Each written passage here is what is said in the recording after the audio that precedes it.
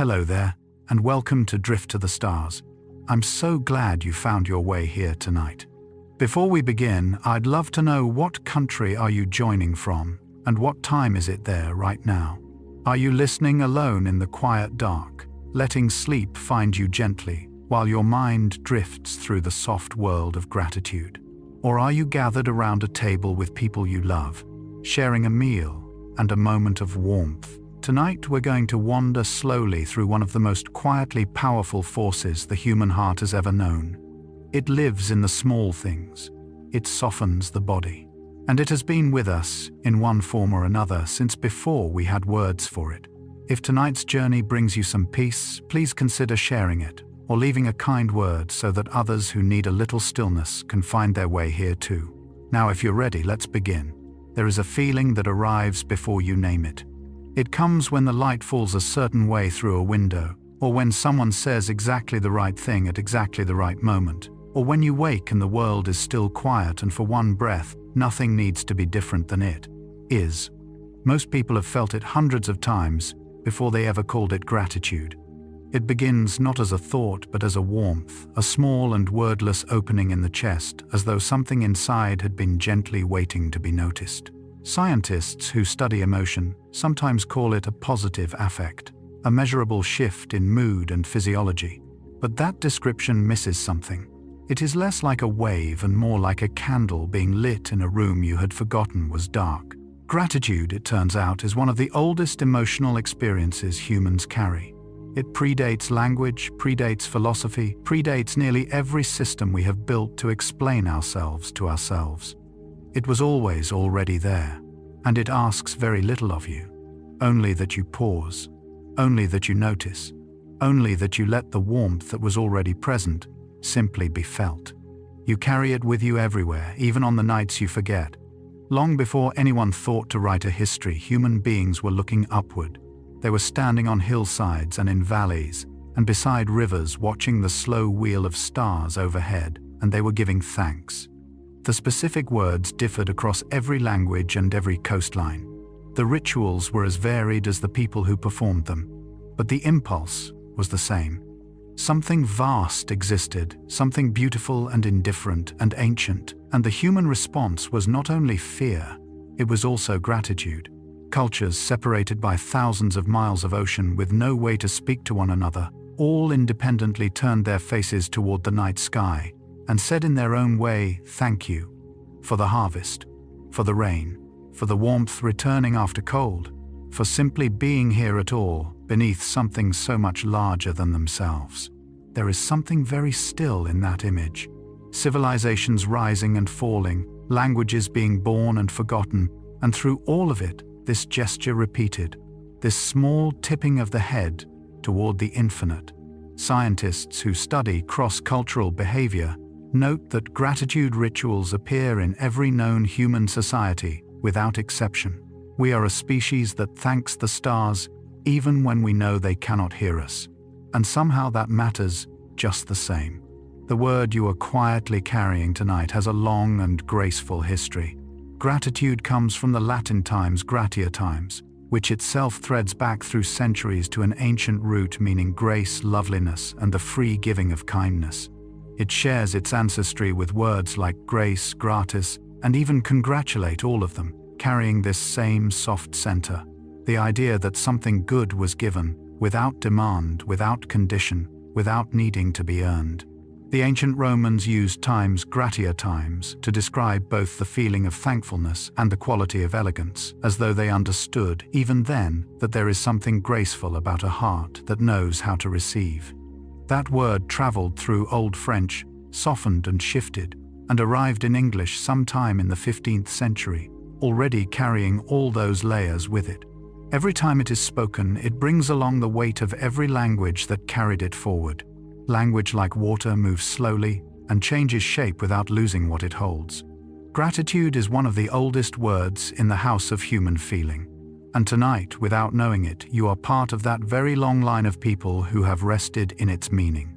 Something happens in the body the moment a genuinely thankful thought passes through the mind. It is not dramatic. It will not startle you. But it is real, and it is measurable. and it begins far faster than most people realize. Imagine a still pond. A single leaf falls onto the surface. The ripples move outward in every direction, touching the far edges of the water before the leaf has even settled. A grateful thought moves something like that through the body's inner systems. Within moments of experiencing genuine thankfulness, the brain begins releasing neurotransmitters associated with calm and reward. The breathing tends to slow, just slightly. The muscles around the shoulders and jaw, which most people hold tighter than they realize, begin to soften. The heart rate can shift toward a slower, more even rhythm. A single grateful thought can measurably alter the body's chemistry within seconds.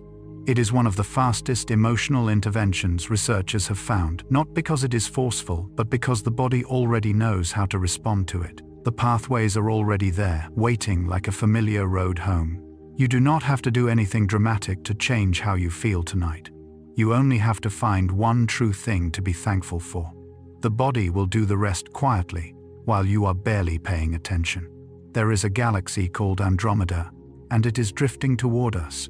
Over a timescale so vast, it will never be experienced by any living thing. Andromeda and the Milky Way are slowly moving together through the dark. In a few billion years, they will merge into something entirely new, a larger and stranger shape of light.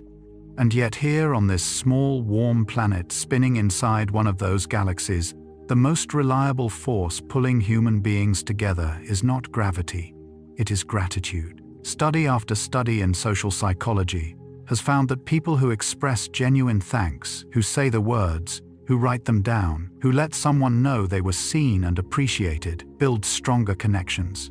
The bond deepens. The other person feels it, and something in them opens in return. Gratitude pulls people closer together. It works across culture, across age, across the particular distances that loneliness can carve between people who are technically in the same room. A grateful word offered honestly can cross those distances in a moment. The universe moves on its own enormous timescales. But belonging does not wait. It can happen right now. In a sentence, in a glance, in a letter someone finally decides to send. You are closer to the people you love than any galaxy ever will be to another. Running through your body right now, threading from the base of your brain all the way down through your throat and chest and into your belly, there is a long, wandering nerve called the vagus nerve. It is, in a quiet way, one of the most important structures in your body. It carries signals between your brain and your heart, and your lungs, and your digestive system. It helps regulate your heart rate, your breathing, your ability to feel calm rather than threatened. Scientists sometimes describe it as the body's great peacemaker, and it responds to gratitude. When people experience feelings of warmth, thankfulness, and connection, the vagus nerve shows measurably higher tone, which means it is functioning more efficiently, more smoothly, doing its calming work with less effort. The heart rate becomes more variable in a healthy way. The breath deepens. The vagus nerve softens noticeably when the mind rests in thankfulness. Right now, as you listen, as you let your body settle and your thoughts slow, that nerve is quietly at work inside you. You do not feel it. You do not need to. It is simply there, steady and ancient and faithful, doing its work the way the tide does without asking to be noticed. Your body knows how to be at peace. Gratitude simply reminds it. In what is now modern Iraq, in the region that was once ancient Sumer, archaeologists have found clay tablets pressed with small wedge-shaped marks. These are among the oldest written records ever discovered, some of them nearly 5,000 years old. Some of them are records of grain and livestock. Some of them are laws. And some of them, when translated carefully, are prayers of thanks. Thank you for the rain. Thank you for the harvest. Thank you for the children who are well. For the house that still stands. For the year that did not break us. The words are different from the ones you would use. The world they describe is unrecognizable. And yet the feeling underneath them is immediately familiar. Close enough to touch across 5,000 years of silence. Some of the oldest written prayers ever found are simple, quiet expressions of thanks. There is something steadying in that. The impulse to say thank you is not modern, not a wellness trend, not something that had to be invented. It was pressing itself into wet clay long before any of us arrived. It will still be here long after. You are participating tonight in something very old and very human, and still, after all this time, quietly necessary. A newborn baby somewhere between 6 and 12 weeks old does something that changes everything. It smiles. Not the small, reflexive movements of the first days, not the expressions that come and go with gas and sleep and the adjustments of a new body finding itself. This is a social smile, directed outward, toward a face, toward the eyes of someone looking back. It is a response, a recognition, a small, bright opening toward the world. Developmental psychologists describe this as one of the earliest social communications a human makes. Before language, before waving, before pointing at things they want, before nearly every other form of connection, there is this. A baby looks at a face that loves it and offers back a smile. It is, in its way, a wordless form of gratitude. The body's first attempt to say, "I see you. I am glad you are here. Thank you for being the one looking at me." A newborn's first social smile is one of the earliest expressions of positive social connection human beings ever make. There is something in that which holds the whole long story of gratitude inside it. Before any of us knew the word, we were already offering it, already practicing it with our faces in the first weeks of being alive.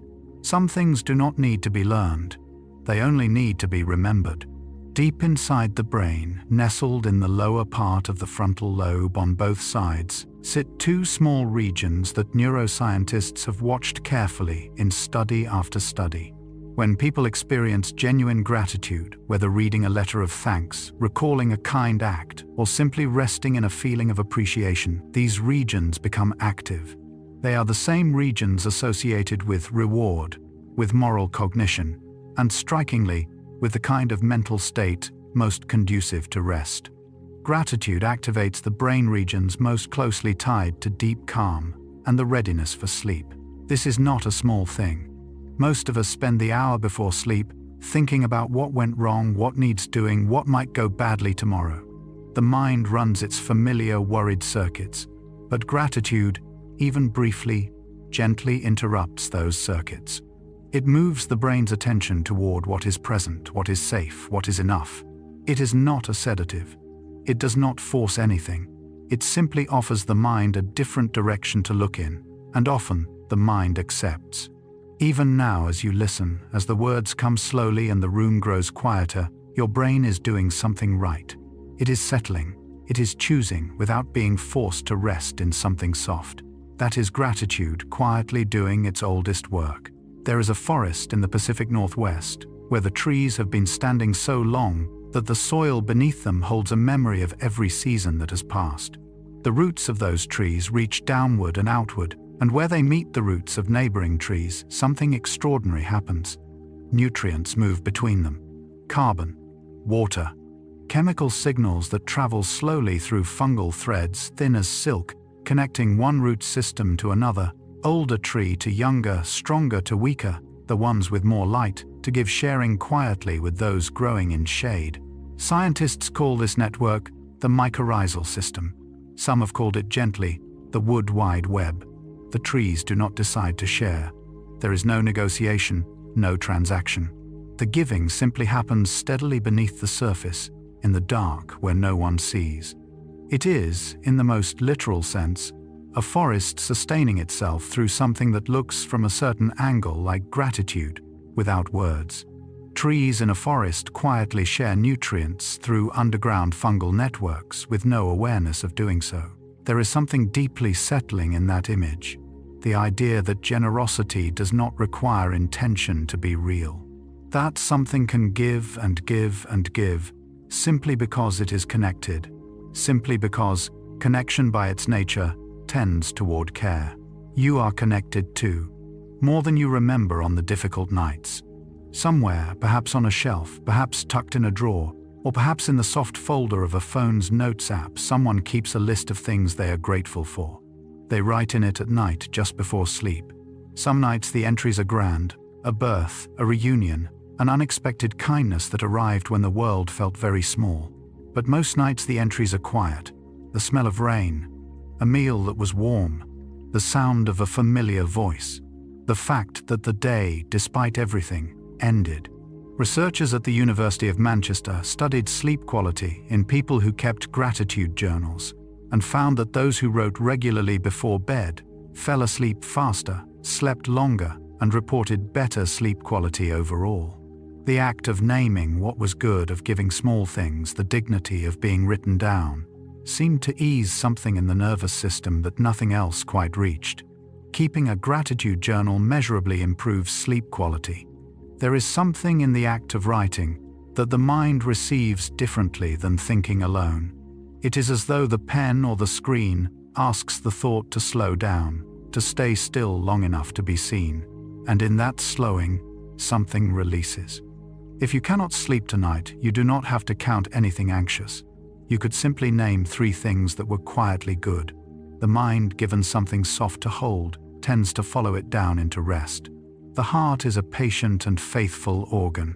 It has been beating since before you were born, since you were a small collection of cells no larger than a poppy seed, already building the machinery of a life. It has not stopped once. It has not asked for rest. It has simply continued, beat by beat by beat, through every hard year and every gentle one. And it responds to what the mind holds. When people rest in feelings of genuine appreciation, something called heart rate variability increases.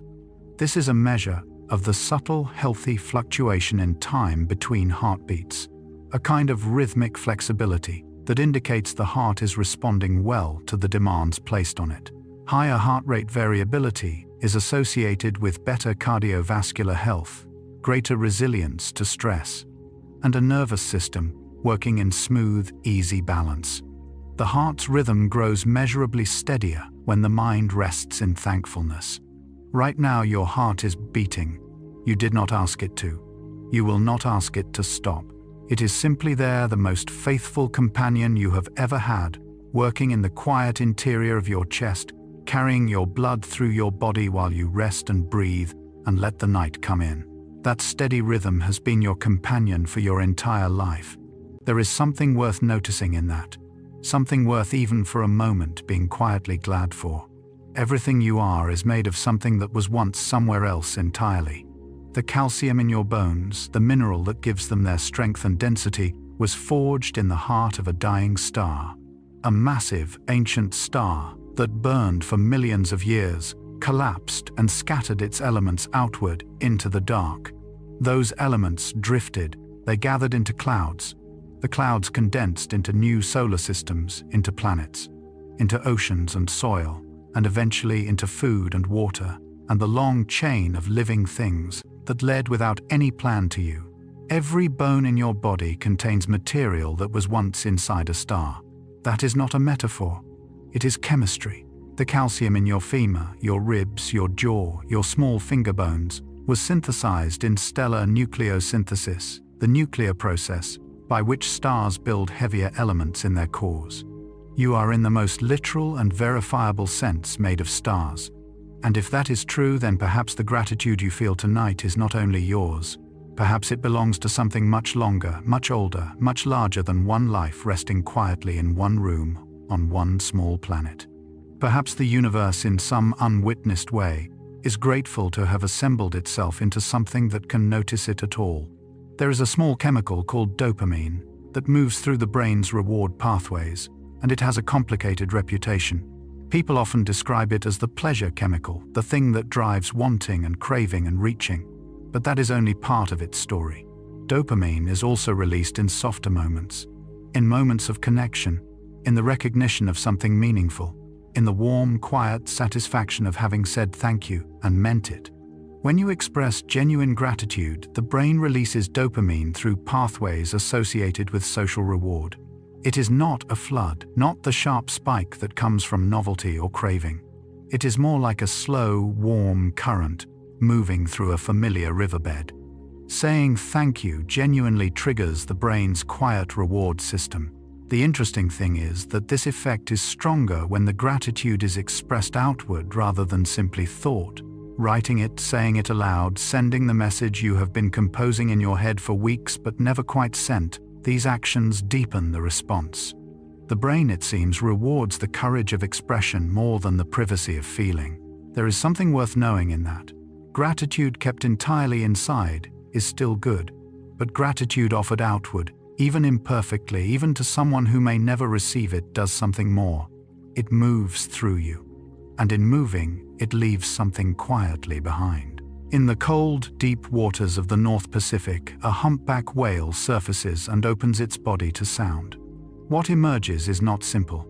It is structured, layered, repeating, evolving across hours and across seasons, a song that travels through hundreds of miles of dark ocean before it fades. Scientists have studied these songs for decades and still find them surprising. The songs change each year.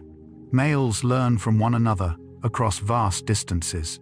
Patterns move through populations, like slow musical fashions, spreading from one ocean region to another. The songs are not random. They carry pattern and repetition, and something that in human terms we would call meaning. Humpback whale songs can travel hundreds of miles through deep ocean water. Humans too have always sung in thanks. Harvest songs, dawn songs, rain songs, lullabies that were prayers, folded into melody. Every culture that has ever existed has lifted its voice in gratitude for something larger than itself. There is a kinship in that. You listening now in the quiet of your room, and the whale moving slowly through cold, dark water, are both part of a world that has never stopped making music towards something it cannot fully name. The urge to give thanks through sound is older than language, older perhaps than thought itself. And tonight, in whatever way feels right for you, you are part of that ancient, ongoing song. You have been breathing this whole time, in and out, without instruction, without effort, without ever having to remember. But there is a number worth sitting with gently. On an average day, the human body takes somewhere between 20,000 and 30,000 breaths. Each one draws in a column of air that has traveled through the atmosphere for thousands of years, that has been breathed before by people long gone, that carries the chemistry of oceans and forests and distant places you will never visit. Every breath is a small and unremarked miracle, arriving faithfully, departing quietly, keeping the whole enterprise of you running. The human body takes roughly 20 to 30,000 breaths each day, almost none of them noticed. There is no blame in that. The breath is designed to be invisible, to operate below the threshold of attention, so that attention can be spent elsewhere. That is a mercy. But it is also on the nights when you let yourself notice a source of something quiet and real. You are breathing right now. The air is here. Your lungs are doing their ancient faithful work.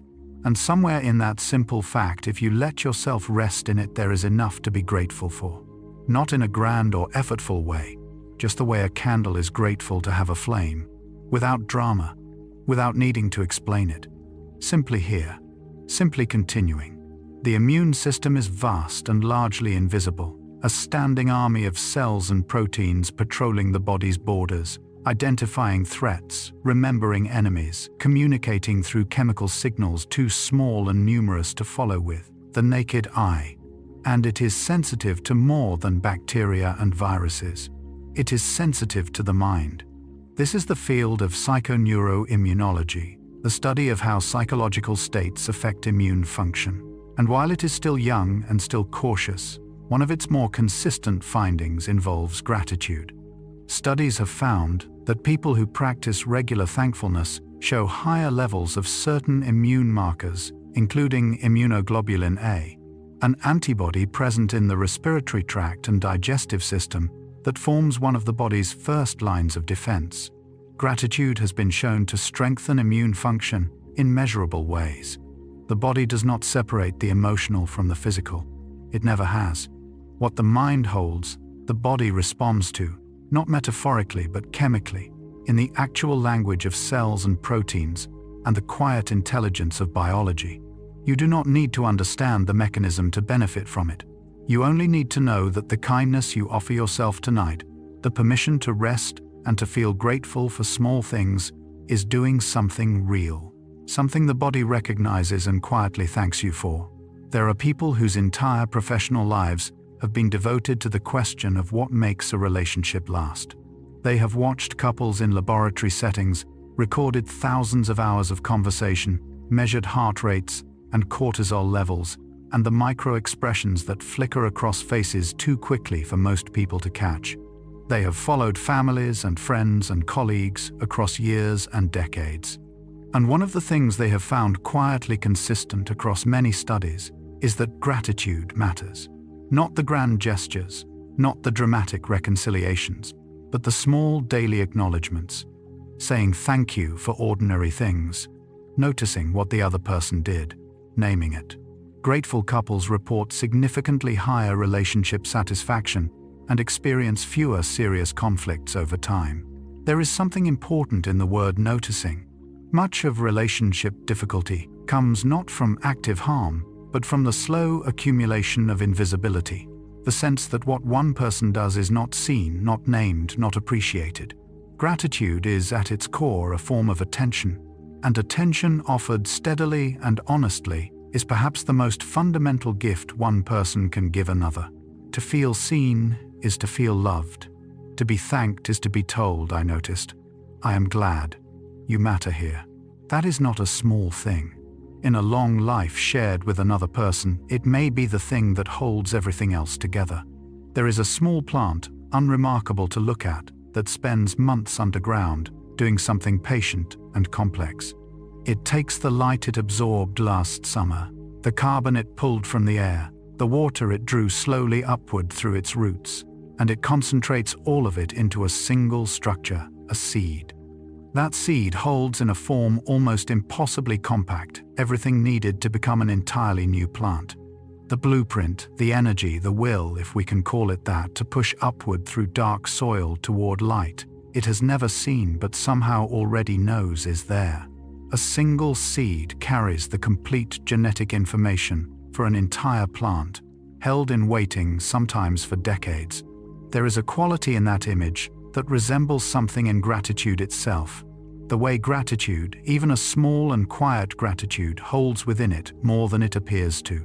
The way it waits patiently in ordinary moments, in the warmth of a cup held in both hands, in the sound of rain on a window, in the slow exhale at the end of a long day. Ready to grow into something larger, if only it is given a little attention, a little warmth, a little space to open. You are carrying seeds tonight that you may not even know about yet. Some of them are already beginning. The light arriving at your eyes right now has been traveling for a very long time. Not the lamp in the corner, not the screen you may be resting near. The light outside, the faint ambient glow of the night sky, the distant shimmer of stars just barely visible through whatever window is nearest to you. Some of that light left its source before human beings existed, before language, before fire, before the first footprint was pressed into soft earth. It traveled through the absolute cold of space, through distances so large that numbers fail to hold them, and arrived tonight at this window at this moment, while you are here to receive it. The oldest starlight visible to the naked eye left its source thousands of years before humans developed written language. There is something in that arrival that asks to be noticed. The universe did not plan it. There is no intention in a photon, and yet here it is. Ancient light meeting living eyes crossing a distance no imagination can fully hold, arriving precisely at the moment you happen to be here. Gratitude does not require intention in the giver. It only requires attention in the receiver. The light was always coming. You only needed to be the one standing at the window when it arrived. In 1988, a psychologist named Martin Seligman began asking a question that seemed almost embarrassingly simple for a serious scientist. What actually makes people feel better? Not better from illness, not better in the clinical sense of symptom reduction, but genuinely, lastingly, quietly better in the way that matters on an ordinary Tuesday evening. One of the exercises that emerged from that work became known as the gratitude letter. The instruction was straightforward.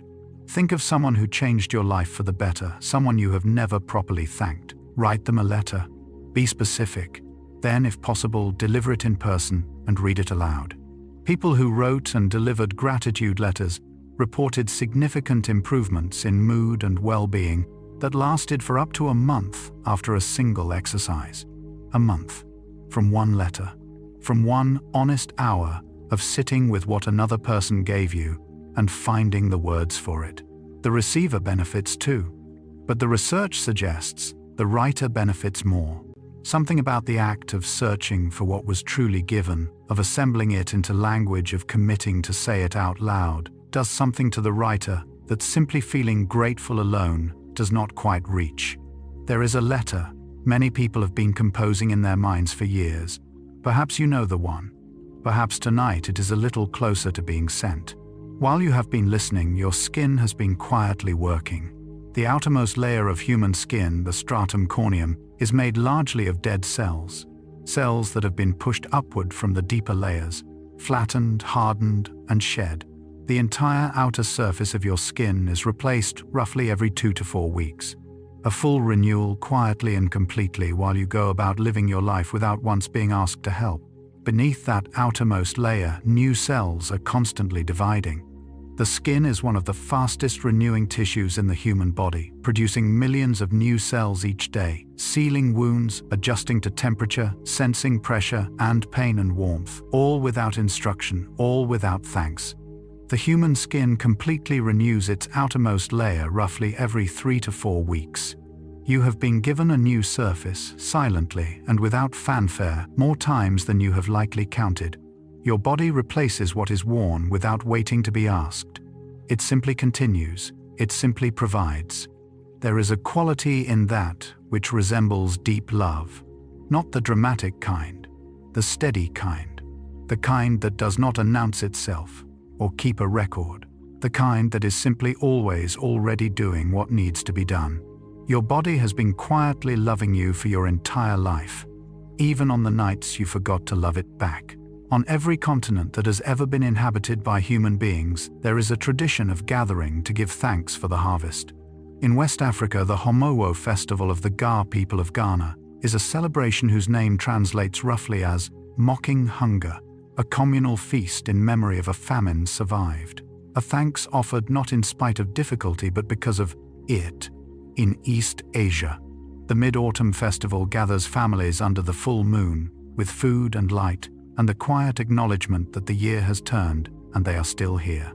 In the Americas, in Europe, in the islands of the Pacific, the same impulse arises: gather, share, name what was given, and say thank you. Harvest festivals expressing gratitude for food and survival exist in every known human culture, developed entirely independently of one another. There is something deeply settling in that independence. These traditions did not spread from a single source. They were not taught from one culture to another. They arose separately in different climates with different foods in different languages, because the impulse underneath them is not cultural. It is human, perhaps older than human. Tonight you are part of that gathering. The table may be just your own quiet room. The harvest may be simply the fact of another day having passed.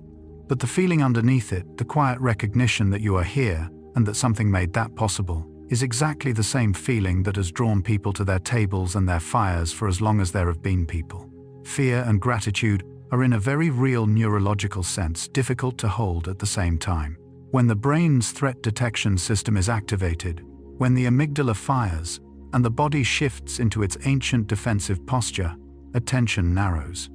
The mind focuses on the source of danger, on what might go wrong, on what needs to be escaped or fought or frozen against.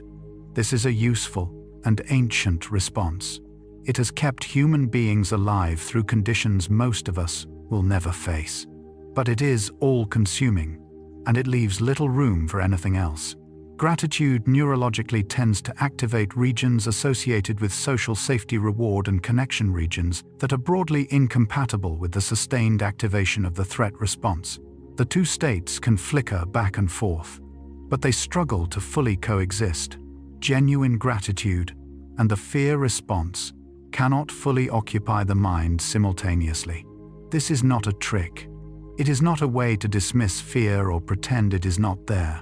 Fear is real and often necessary, but it is worth knowing that the mind has a kind of architecture, and that gratitude practiced regularly and honestly gradually shifts which rooms in that architecture feel most familiar, most lived in, most like home. The mind goes where it has learned to go. And every night you spend gently here, letting the thoughts slow and the breath deepen, is teaching it something new about where home is. Somewhere in the mountains, a river begins as almost nothing. A thin trickle of snowmelt on a cold slope barely wide enough to step across. It moves downhill slowly, finding the path of least resistance, joining other trickles, growing broader, picking up stones and silt and the cold memory of high places. By the time it reaches the valley, it is something entirely different, wide and unhurried, carrying water that began as snow, that began as cloud, that began as ocean, that began as rain over a distant sea months or years before.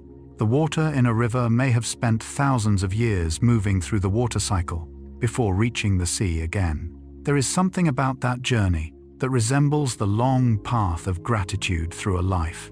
It begins small, a child thanked for something, and feeling, perhaps for the first time, the warmth of being noticed. A moment of unexpected kindness that landed differently than expected. A loss that in healing revealed what had always been present and never named. Gratitude, like water, moves slowly and accumulates. It gathers what it passes through. It carries more than it started with. And eventually, if it is allowed to move, it reaches something vast and open and receives everything it has carried without needing any of it returned. There is a particular window of time, the 20 or so minutes before the body fully enters sleep, that researchers have identified as especially sensitive to what the mind holds. The nervous system is shifting. The brain is beginning its nightly maintenance routines. The body is cooling, the muscles are softening, the sensory world is fading at the edges. What the mind rests on in this window has a measurable effect on how quickly sleep comes and how deeply it settles.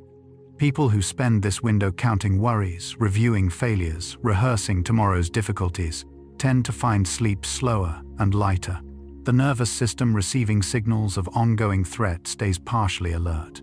Counting blessings in the period before sleep measurably reduces the time it takes to fall asleep. The body is already doing everything it needs to do. It is already moving toward rest. Gratitude in those quiet minutes does not add anything foreign. It simply removes an obstacle. It clears the runway gently so that what the body is already inclined to do can happen without interference. You do not need to find large things tonight. The small ones are enough. The warmth of where you are lying, the quiet in the room, the simple fact that tomorrow exists and you are moving toward it. The body, given permission, knows exactly how to fall. The moon is in one sense a mistake of scale. It is far too large for a planet of Earth's size to have captured through ordinary gravitational means. Most theories now suggest it formed from a collision, an ancient impact between early Earth and a Mars-sized object, the resulting debris coalescing slowly into the sphere of rock and dust that now hangs so familiarly in the sky. But what that improbable moon does is remarkable.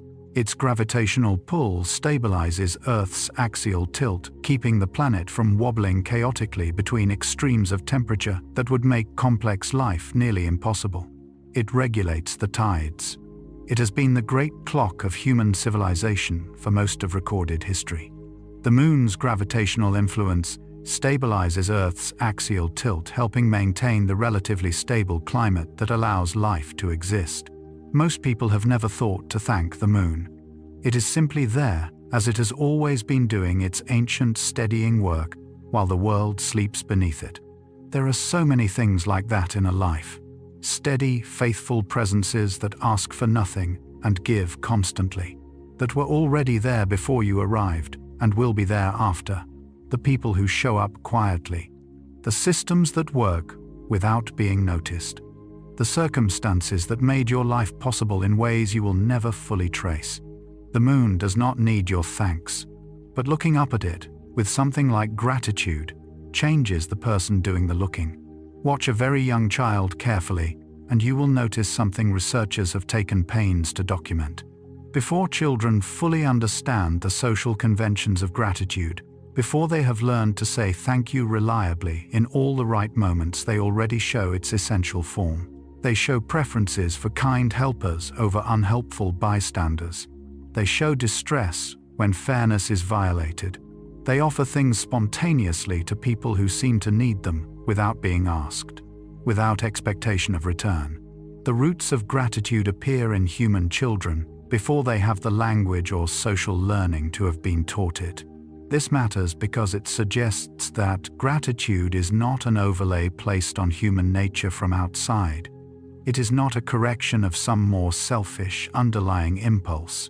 It is in some form already there, waiting in the architecture of a very young person who has not yet learned that the world might give them reason to close. You were born with the capacity for this. It was in you before the world taught you to be careful. On the nights when it feels difficult, when gratitude seems like an effort, something to be performed rather than felt, it may help to remember that it was the first thing. Before the caution, before the disappointment, before the learned protections, there was this. A small person already inclined toward connection, already moved by kindness, already reaching toward the world with open hands. That person is still in there.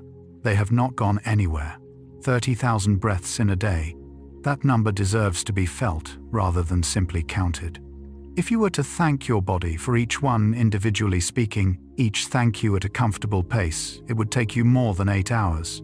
A full working day just for the breathing. And that is only one thing your body does, without asking for recognition. The human body performs an estimated 37 trillion cellular processes every single day, virtually none of which reach the threshold of conscious awareness.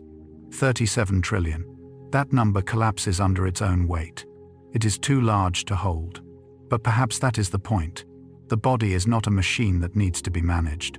It is an ancient, almost incomprehensibly complex collaboration of living things, all of them working together quietly and continuously toward the single goal of keeping you here. You did not earn this. You did not build it. You arrived and it was already running. And it has not stopped. There is a kind of humility that comes from sitting with that quietly. Not the humility of smallness or inadequacy, but the humility of being given something so vast that you could spend a lifetime receiving it and still not reach the end of it. Tonight, one breath at a time, you are receiving it. Even while you sleep, the 30,000 will continue. The body will not wait for morning to begin again. It will simply carry you there. There is a woman in a laboratory in Kentucky, and she is asking people to write down 5 things they are grateful for, once a week for 10 weeks. That was the design of one of the earliest and most replicated studies in gratitude research, conducted by psychologist Robert Emmons and his colleague Michael McCullough in the early 2000s. The participants were not in crisis. They were not seeking treatment. They were ordinary people asked to do one small and simple thing once a week. The results were quiet but consistent. The people who wrote gratitude lists reported fewer physical complaints, spent more time exercising, felt more optimistic about the coming week, and rated their overall life satisfaction higher than those who listed neutral events or daily hassles. Regular gratitude practice has been shown to strengthen immune function, improve sleep, and increase overall life satisfaction across multiple independent studies. What strikes researchers is not the size of the effect, but its reliability. It appears across cultures, across age groups, across different methods of practicing. The specific form matters less than the consistency. A list, a letter, a quiet moment of naming what was good before the day ends. The mind does not require grand gestures. It responds to small and repeated things the way soil responds to steady rain. Not dramatically, not all at once, but deeply over time in ways that change what grows there. You do not need to begin with 10 weeks. You only need to begin with tonight. In the ocean, there is a structure so vast and so old that it makes human civilization seem like a brief footnote in a much longer story. A coral reef begins with a single polyp, a creature smaller than a fingertip, that secretes a calcium carbonate skeleton around itself and attaches to a surface. When it dies, its skeleton remains. Another polyp settles on top of it, then another, then thousands, then millions. Over centuries, over millennia, the accumulated skeletons of uncountable tiny lives build something enormous. Something that becomes a world for thousands of other species, a structure visible from space. The Great Barrier Reef is estimated to be between 6,000 and 8,000 years old in its current form, built entirely from the accumulated remains of creatures that lived and died and left their structures behind. There is a quality in that image that holds something essential about gratitude. The way small acknowledgements offered consistently over time build something larger than any single one of them could suggest.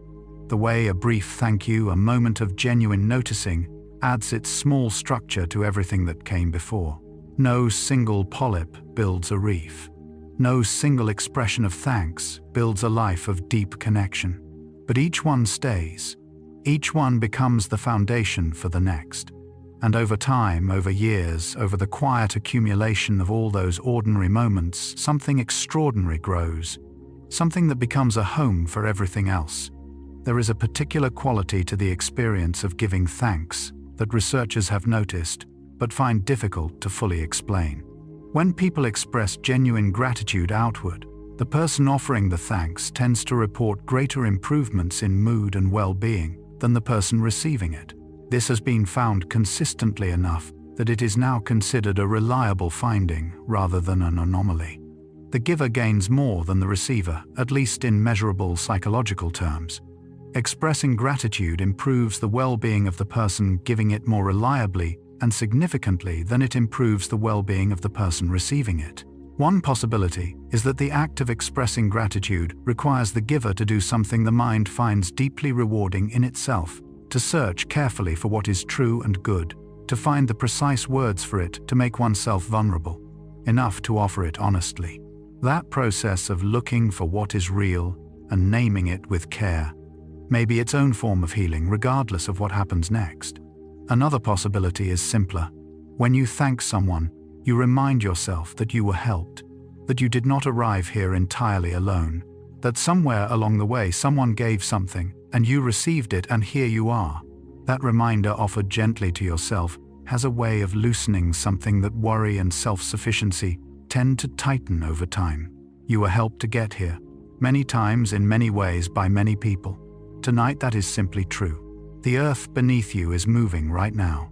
Not in the way that storms move or rivers move, in the deep geological way that continents move, drifting on tectonic plates at roughly the speed a fingernail grows about 2 to 5 centimeters each year.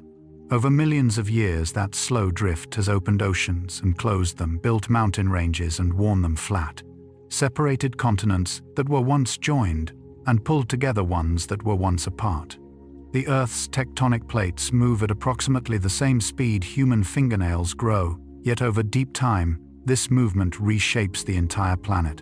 And through all of it, through every configuration the continents have taken through ice ages and warm periods, and the long, slow drama of geological time, the surface of this planet has continued to support life.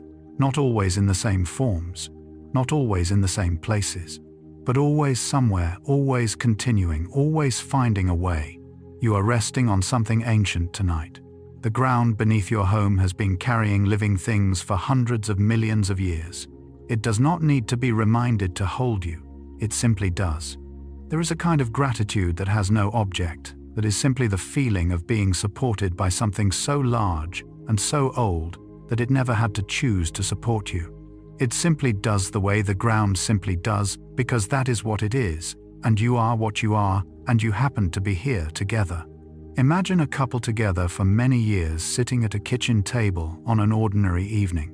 One of them has cooked dinner. The other has noticed. Not just noticed the food, but noticed the effort, the small decision to use the good olive oil, the extra time taken to make something that the other person particularly likes. And instead of letting that noticing pass, which would have been easy and ordinary and the way most evenings go, they say something. A few words, specific and warm and true. Studies of long-term couples show that the frequency of expressed gratitude for small, ordinary acts is one of the strongest predictors of relationship satisfaction and longevity. Not grand romantic gestures, not anniversary trips or dramatic reconciliations. The small daily thank yous, the ones that say, "I see what you do and I'm glad you do it," those are what the research keeps returning to as the quiet architecture of lasting love. Noticing is a skill. It can be practiced. And like most skills, the more it is practiced, the more natural it becomes, until one day you find yourself moving through the ordinary hours of an ordinary life and seeing everywhere the small and faithful efforts of the people who love you. That is not a minor thing to be given. It may be the whole thing. There is a point in the morning before sunrise, when the sky is neither dark nor light. Astronomers call it astronomical twilight.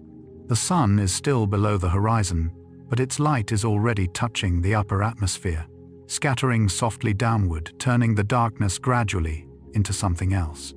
In that window, the light that reaches the Earth has traveled 93 million miles to get there, crossing the entire distance between the sun and this small planet, and is now arriving gently before you have even opened your first eyes. The light from the sun takes approximately 8 minutes to travel from its surface to the surface of the Earth. 8 minutes ago, that light was still inside the sun. 8 minutes from now, it will be moving past Earth and continuing outward into the dark. But for this precise moment, it is here, warming the air, softening the dark, arriving without announcement at the window nearest to wherever you are resting. You do not earn the light. You do not deserve it in any transactional sense. It comes because the sun is what it is, and the Earth is where it is, and the geometry of the solar system has placed you in exactly the right location to receive it. And perhaps that is what most of the gifts in a life are like. Not earned, not deserved in any formal sense. Simply arriving faithfully morning after morning because the conditions were right and you were there. The word depression comes from the Latin for pressed down, and one of its most consistent features across cultures and centuries, and every form it takes, is a narrowing, a shrinking of what seems possible, what seems worth noticing, what seems worth continuing. Gratitude practiced regularly over time works in a direction that is almost precisely opposite. Multiple clinical studies have now found that regular gratitude practice reduces symptoms of depression in people both with and without clinical diagnoses. The effect is not immediate, and it is not a replacement for other forms of care when those are needed. But it is measurable, reliable, and importantly cumulative. The longer the practice continues, the more pronounced the effect tends to become. Sustained gratitude practice has been shown to reduce symptoms of depression across multiple independent studies. Researchers believe one mechanism is attentional. Depression narrows attention toward threat loss and what is absent. Gratitude practice over time literally trains the brain to widen its attentional field, to notice what is present alongside what is missing, to find the small and real goods that exist even in difficult circumstances. It does not deny the difficulty. It does not paper over what is hard, but it insists quietly and repeatedly that the difficulty is not the whole picture, that there is also this, and this, and this, and slowly the mind begins to believe it. Somewhere on the coast of Alaska, a bird that weighs less than a bar of soap is preparing for one of the longest journeys in the animal kingdom. The bar-tailed godwit, a shorebird with long legs and an upturned bill, will fly from its Alaskan breeding grounds to New Zealand without stopping, not pausing on an island, not resting on the water, simply flying continuously for up to 11 days, covering roughly 11,000 kilometers on a single tank of fuel, navigating by stars and magnetic fields, and some internal compass science still does not fully understand. The bar-tailed godwit completes the longest known non-stop migratory flight of any bird, traveling up to 11,000 kilometers without landing. There is something in that journey that quietly undoes the sense that difficulty is a reason not to continue. The bird does not know how far it has to go. It simply goes, guided by something older than knowledge, trusting a direction it cannot see the end of. Gratitude in the hardest seasons of a life works something like that internal compass. Not a guarantee, not a map, but a direction, a reliable pointing toward what is still present, still warm, still worth flying toward. The bird arrives. Not always easily, not always without cost, but it arrives. And so, in its own way and in its own time, does everything that keeps moving toward the light. There is a finding in social psychology that sounds almost too simple to be true, and yet it has been replicated enough times across enough different populations that researchers have largely stopped questioning it. People who feel and express gratitude regularly are measurably more generous toward strangers. Not just toward the people who help them, not just within their immediate circle, but toward people they have never met and will never meet again. Grateful people donate more to charity, volunteer more hours, and show greater willingness to help strangers in need, even when there is no social benefit to doing so. The mechanism appears to be something researchers call moral elevation, a kind of expansion of the circle of concern that happens when the mind is regularly turned toward what it has received. When you spend time noticing how much you have been given, the boundary between who you feel responsible for and who you do not shifts quietly outward. Generosity, it turns out, is not primarily about having enough to give. It is about feeling connected enough to want to. And gratitude, by reminding us how thoroughly we have been held by things outside ourselves, by circumstances and luck, and the kindness of others, tends to dissolve the sense that the world is a competition rather than a commons. What was freely given to you, you find yourself wanting to freely give. That is not a small thing. That is how the world changes. The light that reaches your hand as you rest tonight, if you are resting near a lamp or a window, left the sun approximately 8 minutes ago. But consider the light from the Andromeda galaxy, just barely visible on a clear night, as a faint smudge near the constellation Cassiopeia. That light left its source approximately 2.5 million years ago. At that moment there were no modern humans on Earth. There were early hominids, perhaps using stone tools and sheltering from the cold. The world they lived in would be unrecognizable to us. And yet the light they could not see that left Andromeda while they were alive is the same light that arrives at your eyes tonight. Light from the Andromeda galaxy takes approximately 2.5 million years to reach Earth. You are receiving something that has been traveling since before your species fully existed. There is a quality of inheritance in that. A long, unbroken delivery across unimaginable distances, arriving at this moment, at this eye, at this quiet person resting in this room, receiving without knowing they were always going to be the one standing here at the end of so long a pleat journey. Perhaps that is what most of life's gifts are. Things that were already on their way before you were born. Things that have been traveling for a very long time to reach exactly here, exactly you, exactly now. There is a word in Portuguese that has no precise equivalent in English. Saudade.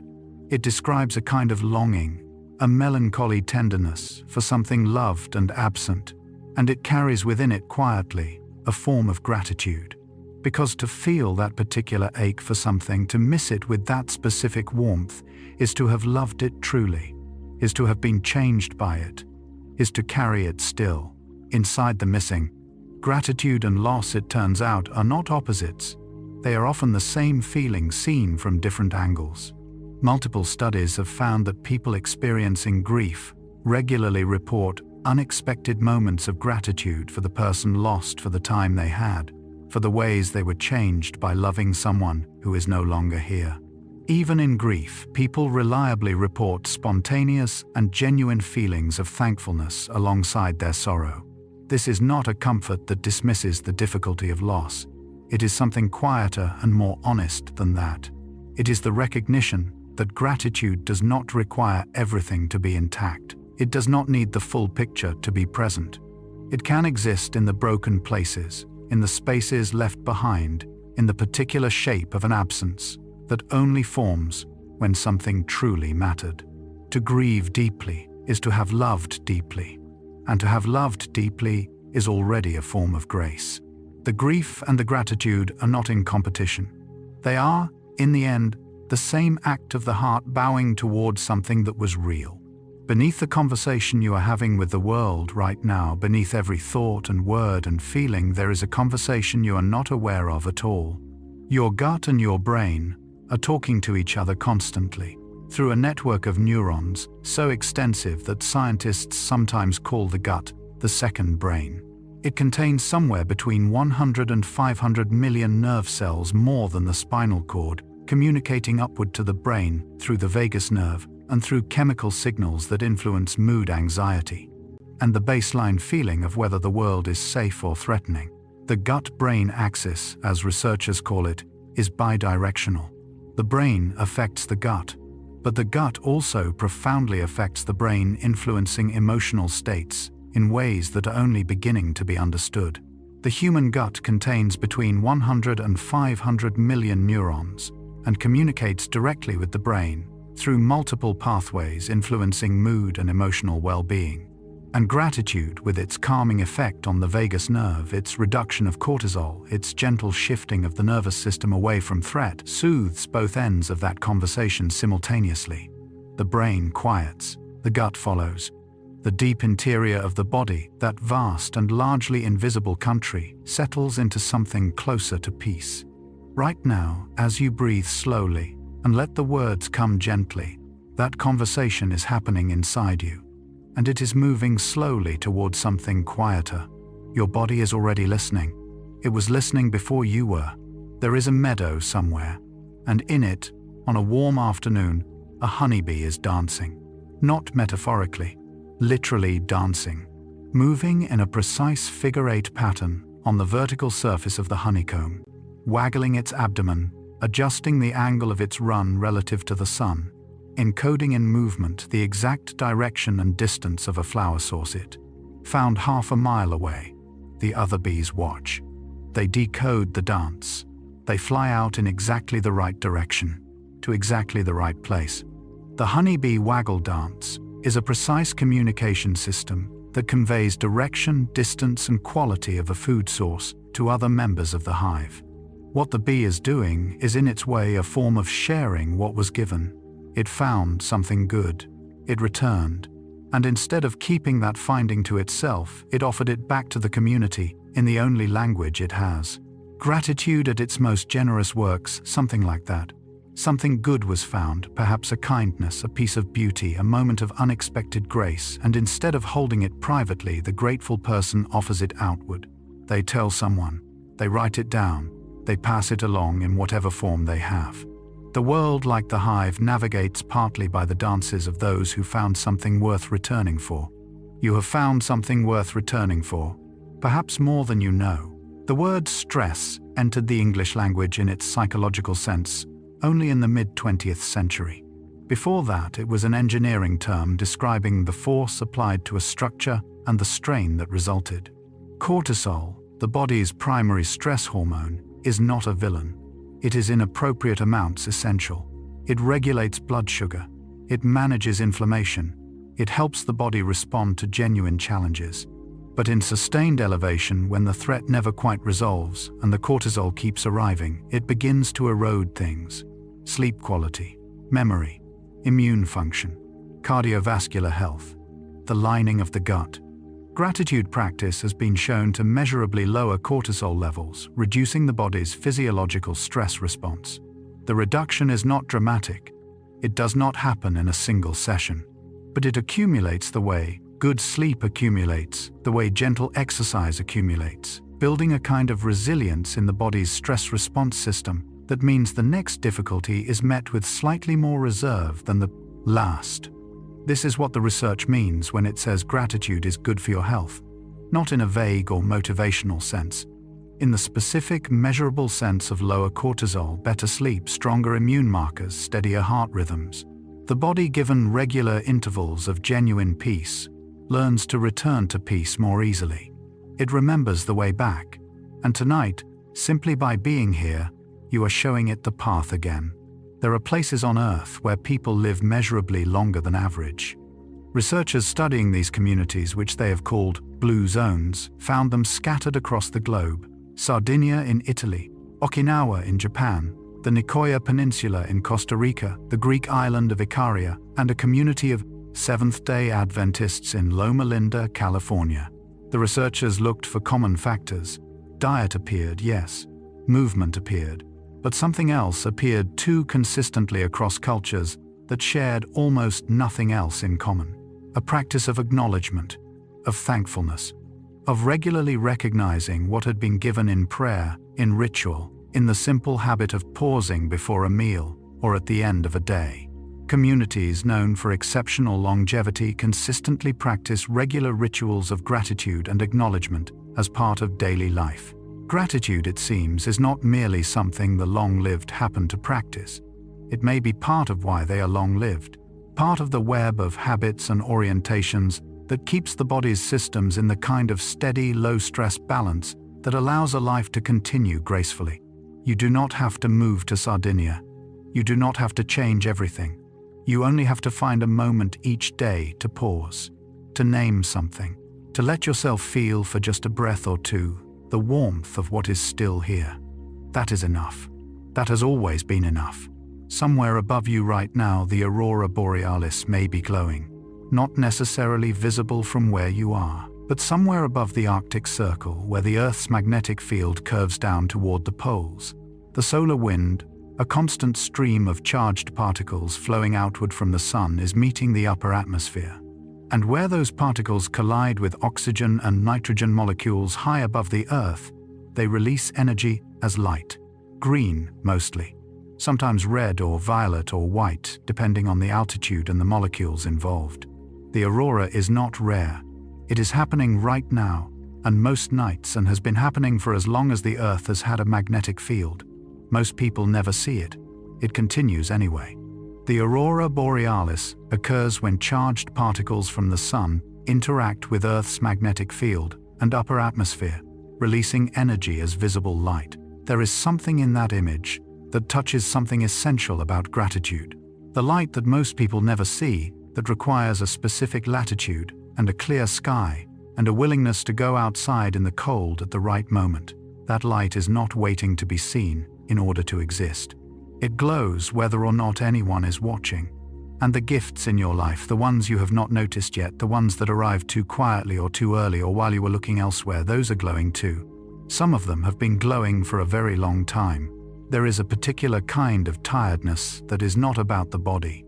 It is the tiredness of a mind that has been scanning for threat, cataloging what might go wrong, rehearsing difficult conversations, bracing against futures that have not arrived. This kind of tiredness has nothing to do with how much sleep you got. It accumulates in the hours of ordinary waking life, and it is, researchers have found, one of the primary obstacles to genuinely restful sleep.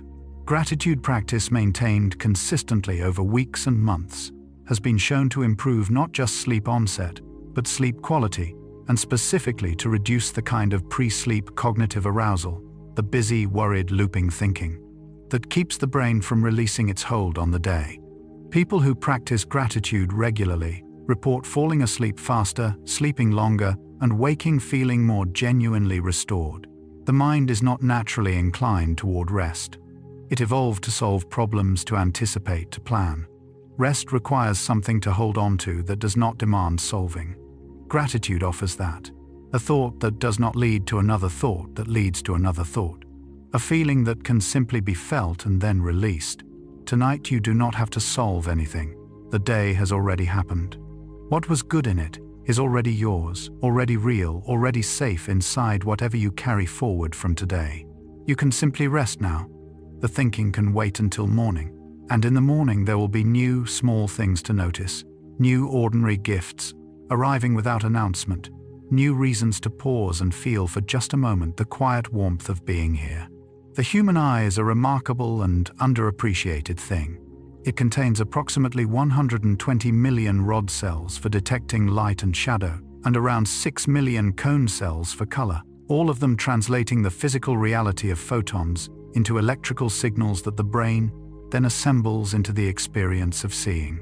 It adjusts to darkness and brightness, automatically tracks moving objects with extraordinary precision, and can detect, under ideal conditions, a single candle flame from a distance of approximately 27 miles. The human eye can detect a single candle flame from approximately 27 miles away under ideal conditions. 27 miles. The eye reaches out that far into the dark and finds one small flame and brings it back as light. There is something in that image that holds something true about gratitude. the way it reaches into ordinary circumstances and finds the small, warm things that were there all along, things that the worried or distracted mind walks past 100 times without seeing. A candle's worth of warmth, a flicker of kindness, a moment of unexpected beauty in an otherwise difficult day. The eye was built to find light in the dark, and perhaps the grateful heart was built for something similar, not to pretend the dark is not there, but to find within it the small and genuine flames that make the dark a place where something can still be seen. There is a kind of loneliness that has nothing to do with being alone. It can arrive in a crowded room at a party in a family home full of familiar voices. It is the loneliness of feeling unseen, of moving through the hours without the sense that anyone has truly noticed you, noticed the specific and particular you, rather than the role you play or the function you serve. Gratitude expressed and received is one of the most reliable antidotes to this kind of loneliness that researchers have found.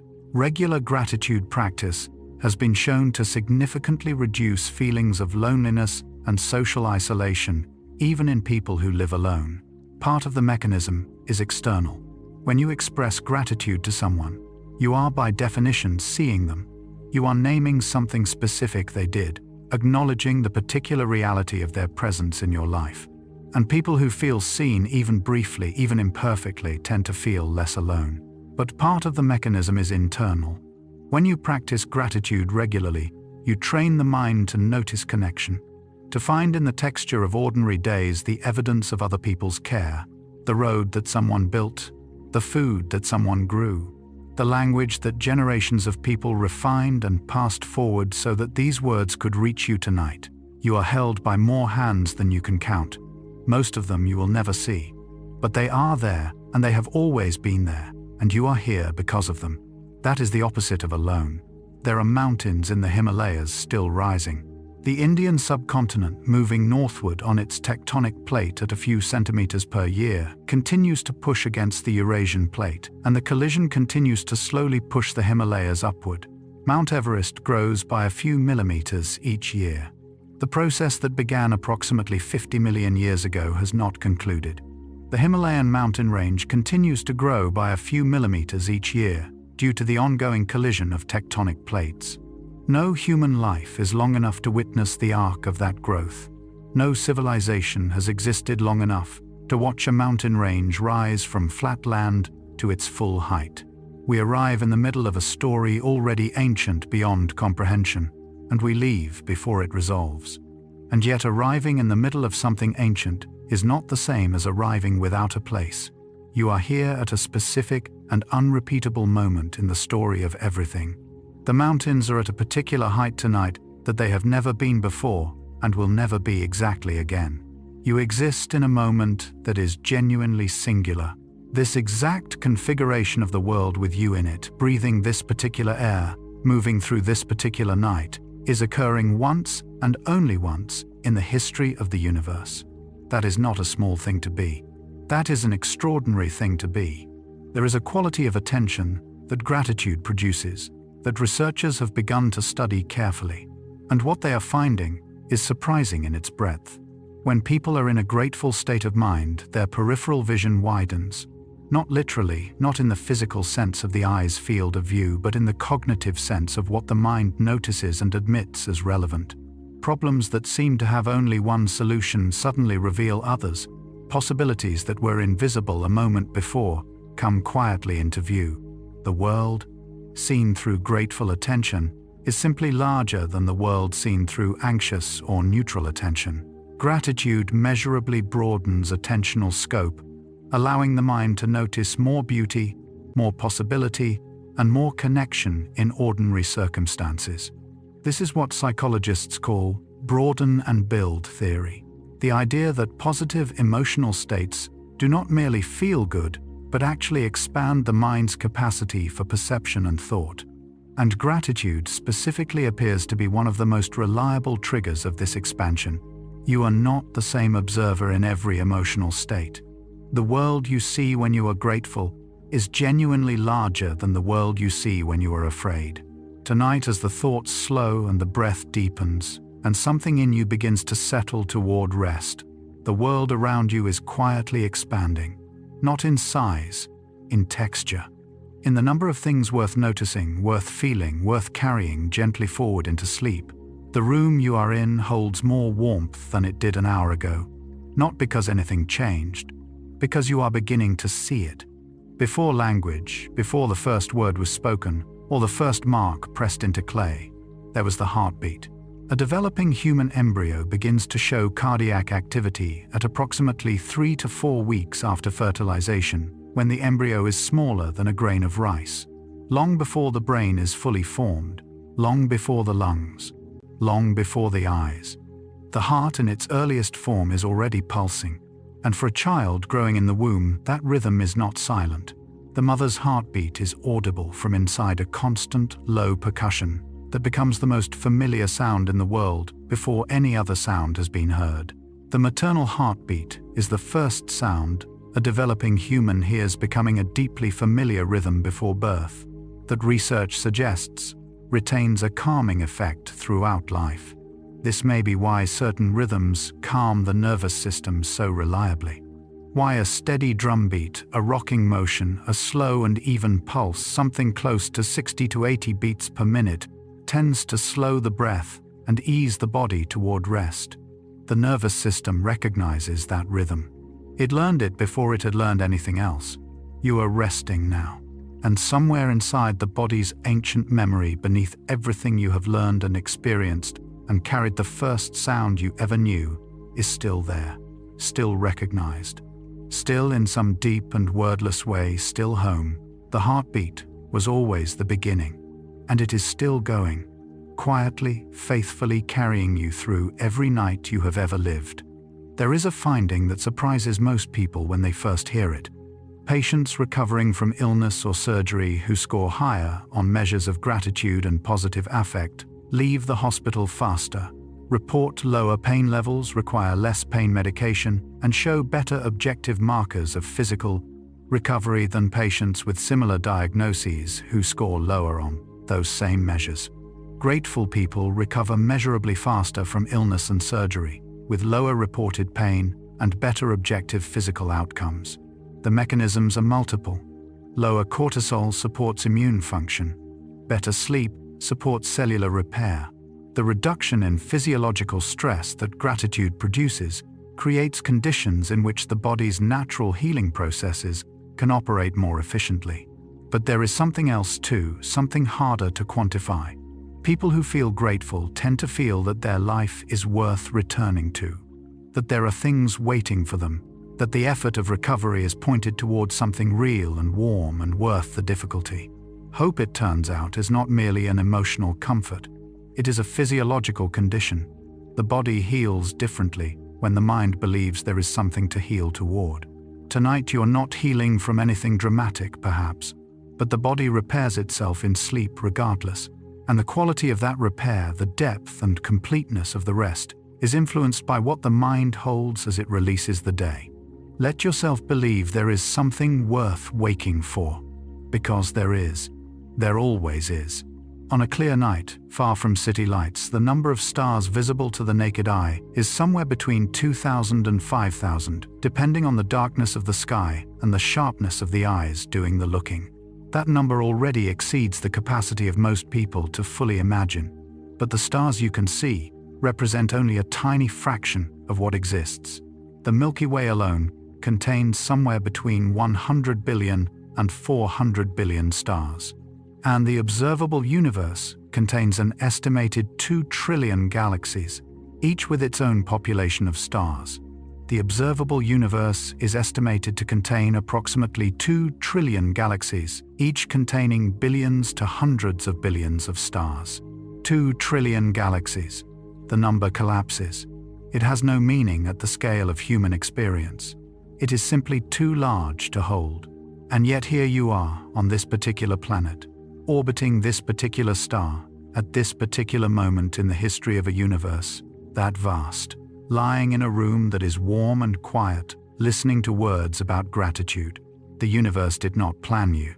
There is no evidence it has preferences or intentions. But you exist within it, conscious and warm and capable of noticing that you exist, and that is something that most of those 2 trillion galaxies cannot say about anything within them. You are the universe knowing itself. Briefly, quietly, gratefully. And that, in the context of 2 trillion galaxies, is extraordinary. There is a quality that researchers have consistently found at the center of contagious behavior in social groups, and it is not anxiety, though anxiety spreads. It is not anger, though anger spreads too. It is something softer and perhaps less expected. Gratitude spreads. When one person in a group expresses genuine thanks, observers report increased feelings of warmth and connection. When leaders in organizations model grateful behavior, the teams they lead show measurably higher engagement and lower burnout. When one person in a friendship expresses gratitude, the other person feels more inclined to express it too, creating a kind of slow and gentle amplification. Gratitude is socially contagious, spreading measurably through groups and communities when practiced and expressed openly. Researchers believe this happens partly because expressed gratitude is a signal of safety. It communicates that this is a person who notices kindness, who acknowledges what others give, who exists in relationship rather than in isolation. And that signal received by others tends to lower their guard and opens something in them that anxious or transactional environments keep closed. A single grateful person in a room changes the room, not dramatically, not all at once, but measurably over time, in the direction of more warmth and more connection. You may never know how many rooms you have changed, simply by being someone who notices what is good and says so. But it is almost certainly more than you think. The air you are breathing right now has a history.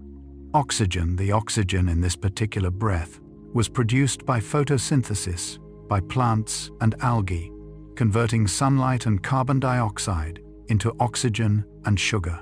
The oxygen molecule entering your lungs right now may have been released by a tree in a forest thousands of miles away, carried on wind currents across mountains and oceans, arriving here as part of the vast and continuous exchange that keeps the atmosphere of this planet breathable.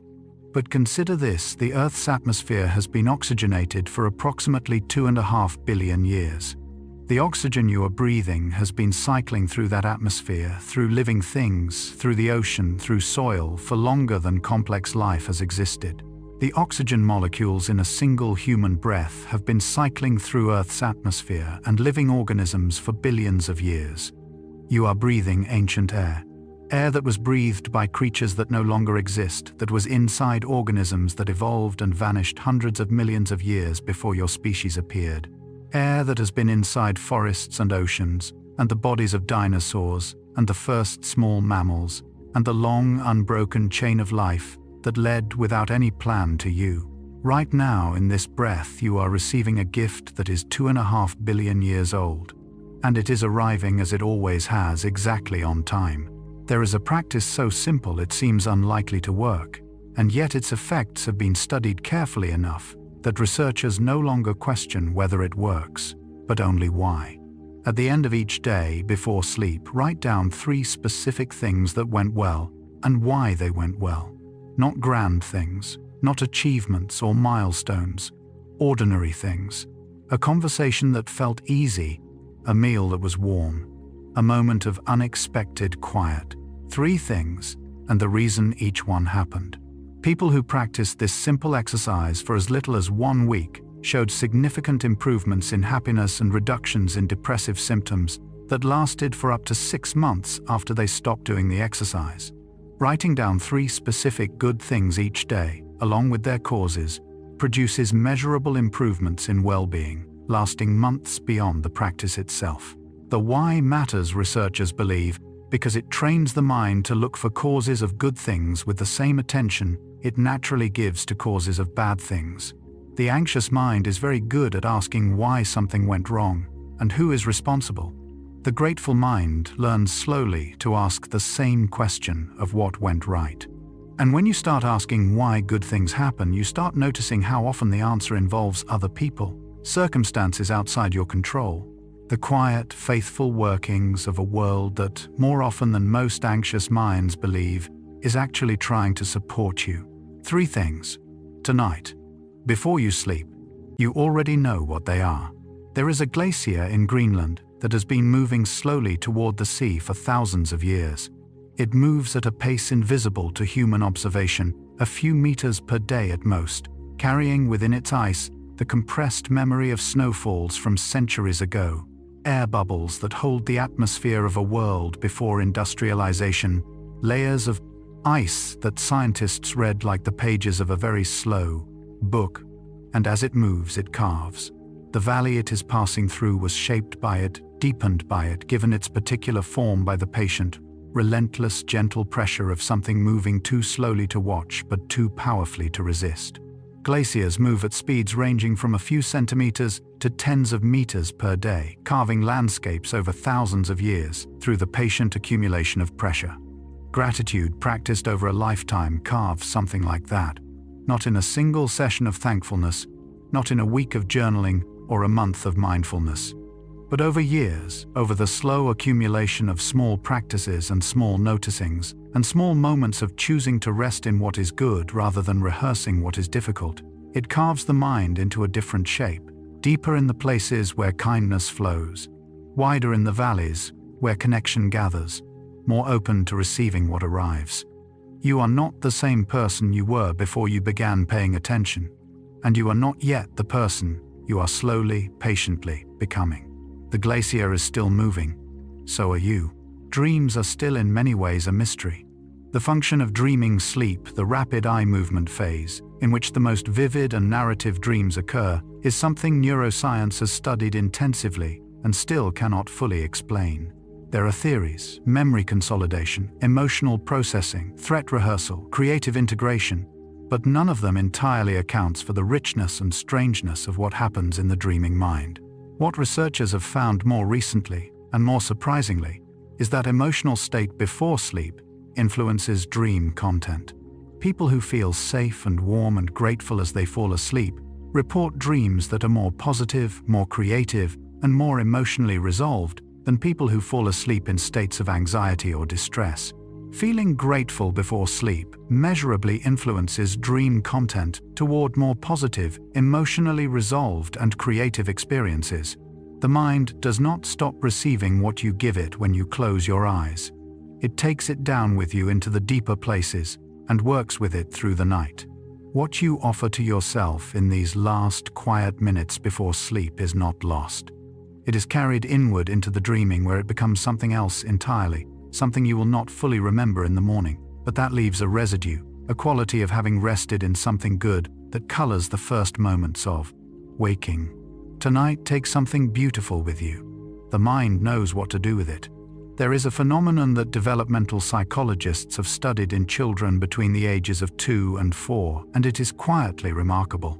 Before children fully understand the social rules around gratitude, before they have learned that saying thank you is expected and polite and socially necessary, they already show something that looks to careful observers like genuine appreciation.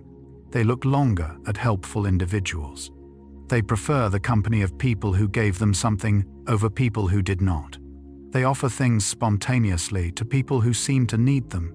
The capacity for genuine appreciation appears in human children before the social conventions of gratitude are learned, suggesting it is a natural rather than purely taught response. This distinction matters. It means that gratitude at its root is not a performance. It is not something layered onto human nature by culture or conditioning. It is something that culture and conditioning refine and give language to, but did not create. You were, before you learned any of the forms, already capable of this, already inclined toward it, already moved by kindness in a way that made you want to be near it, to offer it back, to be part of the world where it existed. The forms came later, the thank yous, the letters, the rituals, but underneath all of them, unchanged and original, is the small child who simply knew that something good had happened and felt wordlessly and completely glad. That knowing is still yours. It was always yours. It was the first thing. There is a particular kind of silence that falls between two people who know each other well.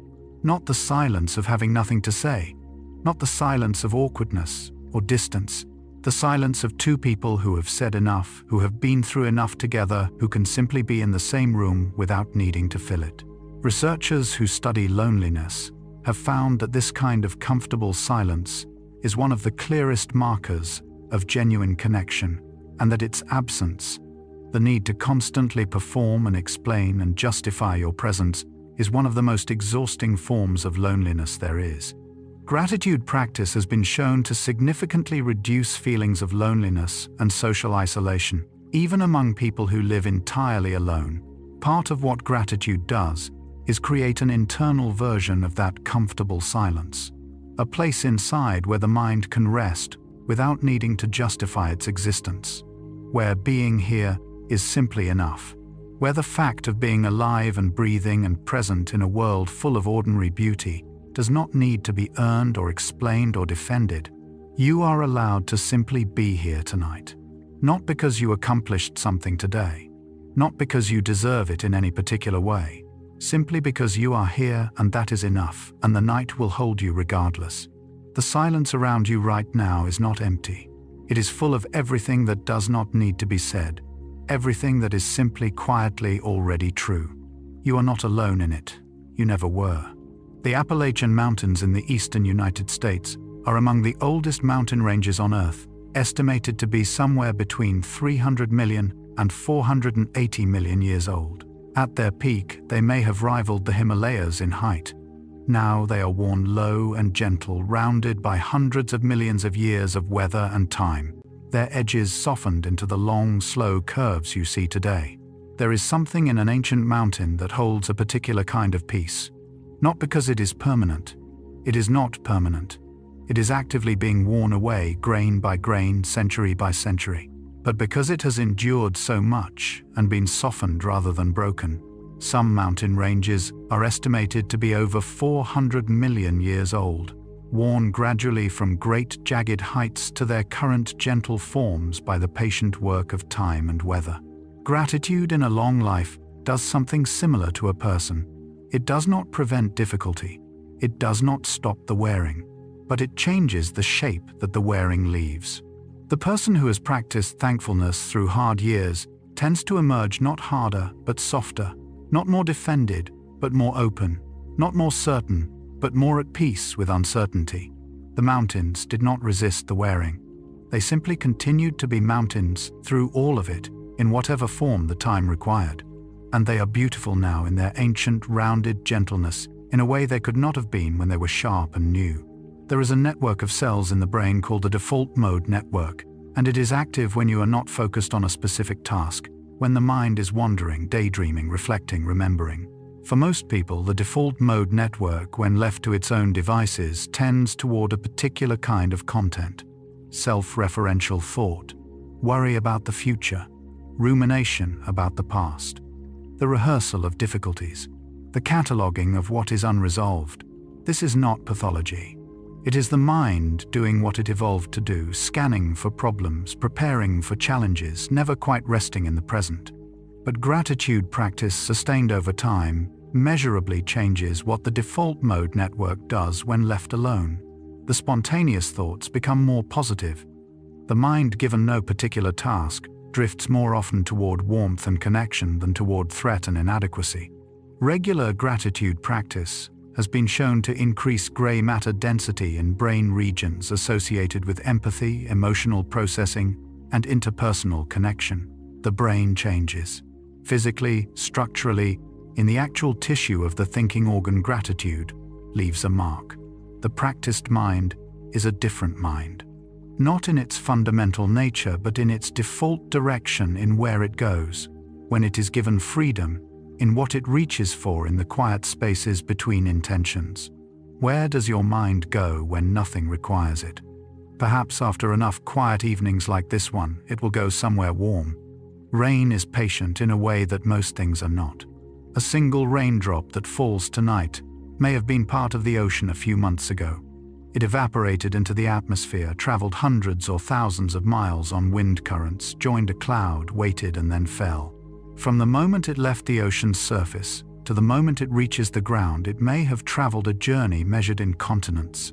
The water cycle moves water from ocean to atmosphere to rain to river and back to ocean, over timescales ranging from days to thousands of years depending on where in the cycle the water is held.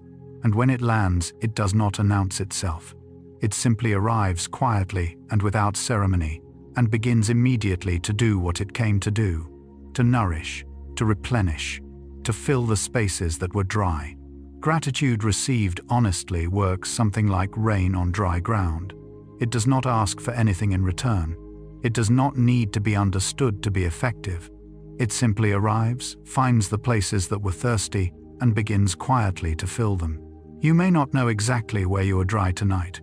You may not be able to name the specific place in you that needed this, but something in you found its way here, and something in you is receiving, and that is enough. The rain does not ask the ground to explain why it was thirsty. It simply comes and the ground opens, and something begins to grow that was waiting to grow all along. There is a particular expression that appears across human faces in every culture researchers have studied, that is immediately recognizable regardless of where it occurs. It is not the broad social smile of performance or politeness. It is something smaller and more involuntary, a brief upward movement at the corners of the mouth, and a slight crinkling at the outer corners of the eyes. What researchers call the Duchenne's smile, named after the 19th century French neurologist who first described it. It cannot be fully faked. The eye movement is controlled by a muscle that does not respond reliably to conscious instruction. The Duchenne smile, the genuine expression of warmth and felt connection, is universal across all human cultures, studied and involves muscle movements that cannot be fully voluntarily controlled. It appears when something genuinely pleases, when something genuinely moves, when warmth is felt and the face without being asked tells the truth about it. Gratitude produces this expression, not always visibly, not always in a way that anyone else can see, but inside, in the body's quiet interior, something lifts, something softens, something that looks, if you could see it, like the face of a person who has just been reminded of something they had briefly forgotten, but always known. You are allowed to let your face do that tonight. Even alone, even in the dark, the body does not need an audience to tell the truth. Let it.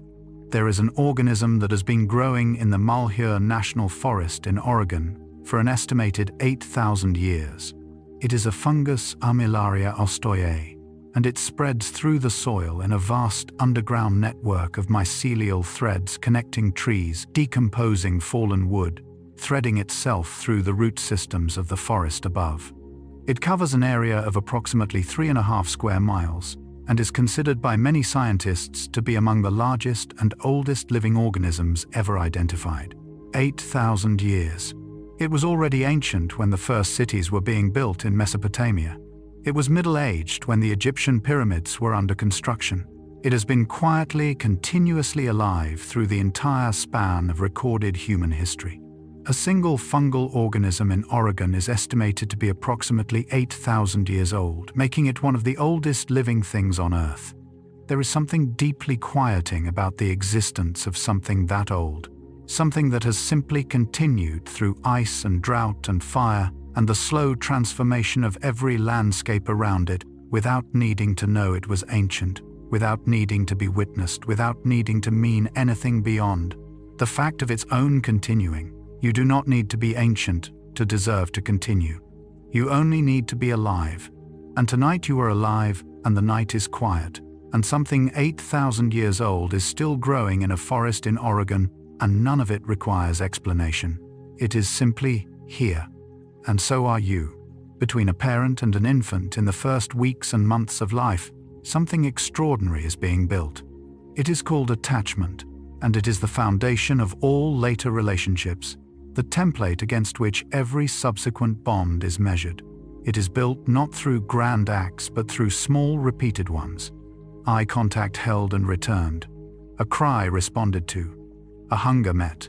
A small distressed person soothed again and again by the presence of someone reliable. The gratitude flows in both directions, though neither party can articulate it. The infant who cannot survive without care is entirely dependent.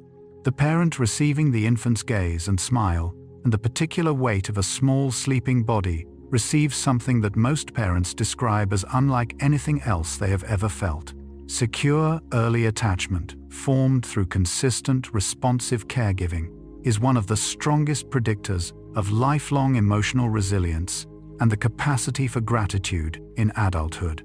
The child who is reliably met grows into the adult who finds it easier to trust, who finds it easier to receive, who finds it easier to believe in the quiet hours that care is available, that they are worth caring for, that the world is more often than not on their side. If you were met even imperfectly, even inconsistently, something in you was shaped by that meeting.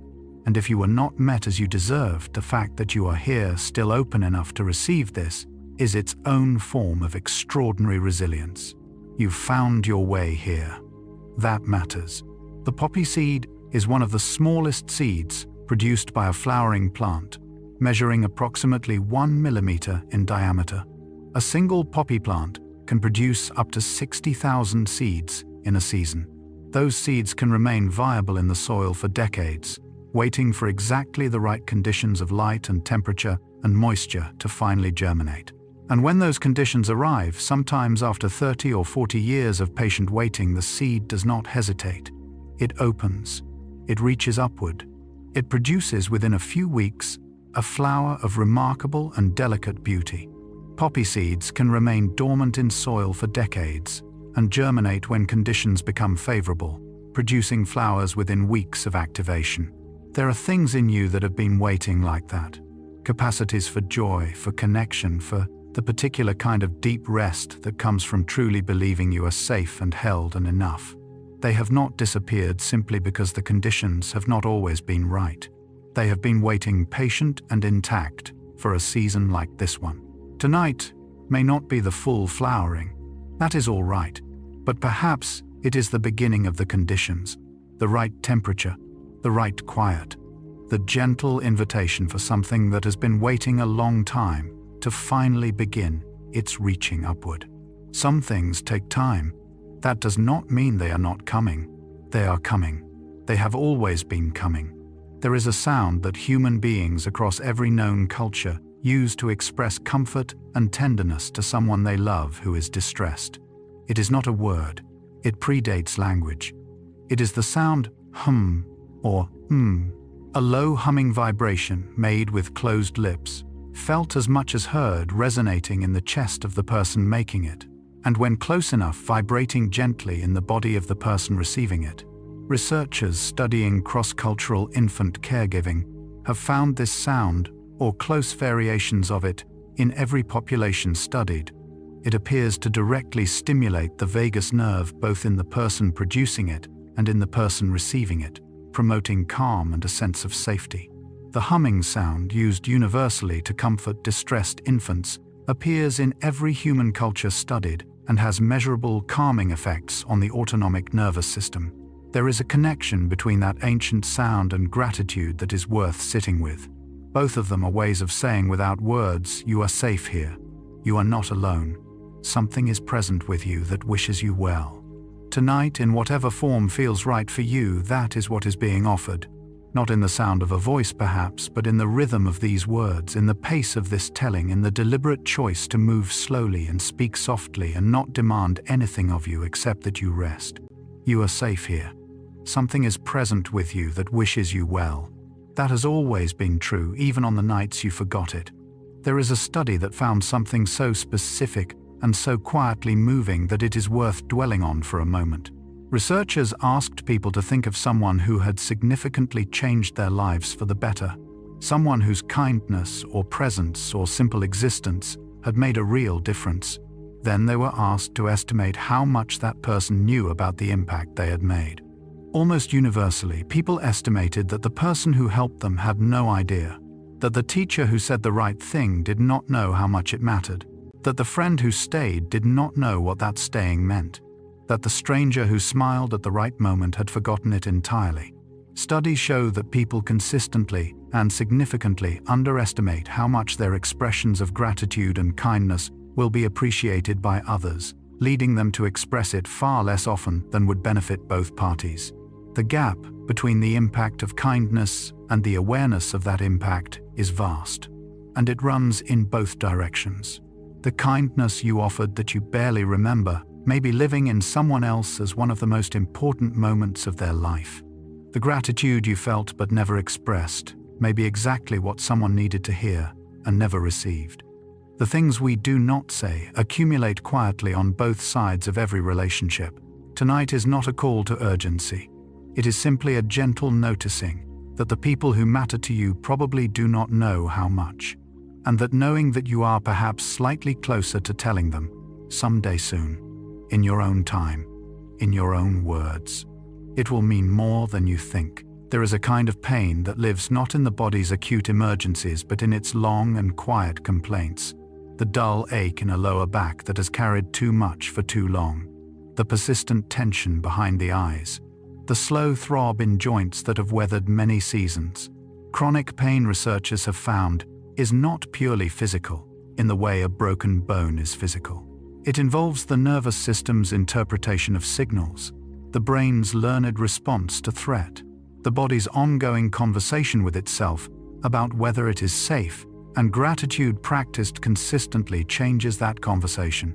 Multiple studies have found that people with chronic pain conditions who practice regular gratitude report lower pain intensity, greater pain tolerance, and significantly higher quality of life than those who do not, even when their physical condition is identical.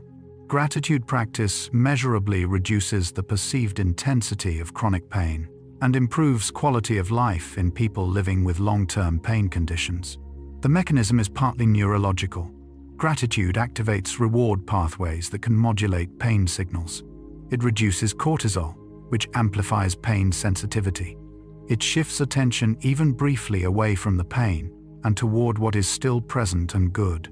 And that shift repeated often enough changes what the nervous system treats as the baseline. The pain does not disappear, but it becomes one thing among many, rather than the only thing. And in that becoming, something that felt all-consuming finds its edges, finds the space around it, finds that it does not fill the whole room after all. You are more than what hurts. You always were.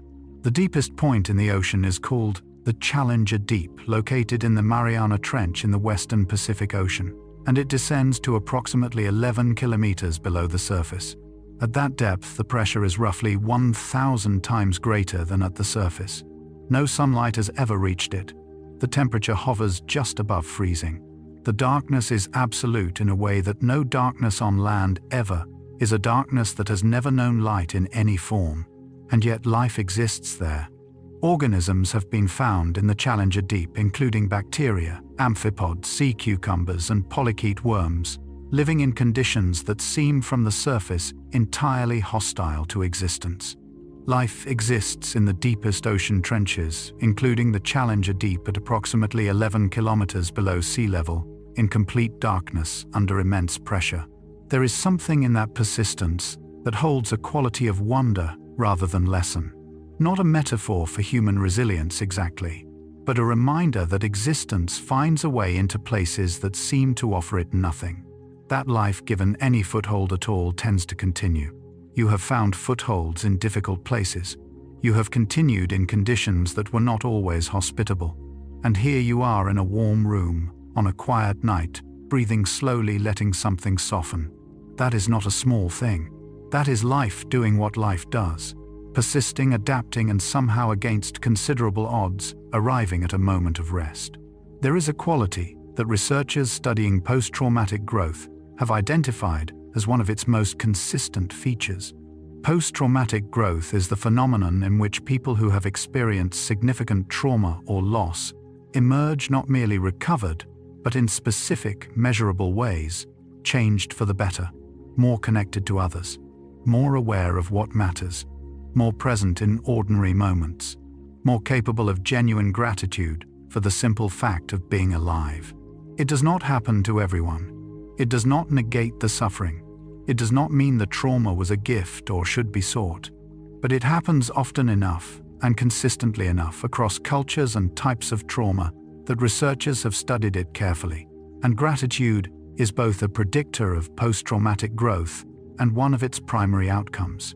People who practice gratitude before difficulty are more likely to grow through it, and people who grow through difficulty tend to become more genuinely grateful than they were before. Gratitude strengthens resilience in the face of adversity and is both a cause and an outcome of post-traumatic growth in multiple studies. Difficulty, it seems, has the capacity to open something in a person that ordinary circumstances keep closed. Not always, not automatically, but often enough to notice, often enough to hold gently in the hardest moments, the possibility that something in this is also making you more fully yourself. You are not finished yet. The difficulty is not the final word. It is one chapter in a story still being written by a person, still growing in a life, still opening.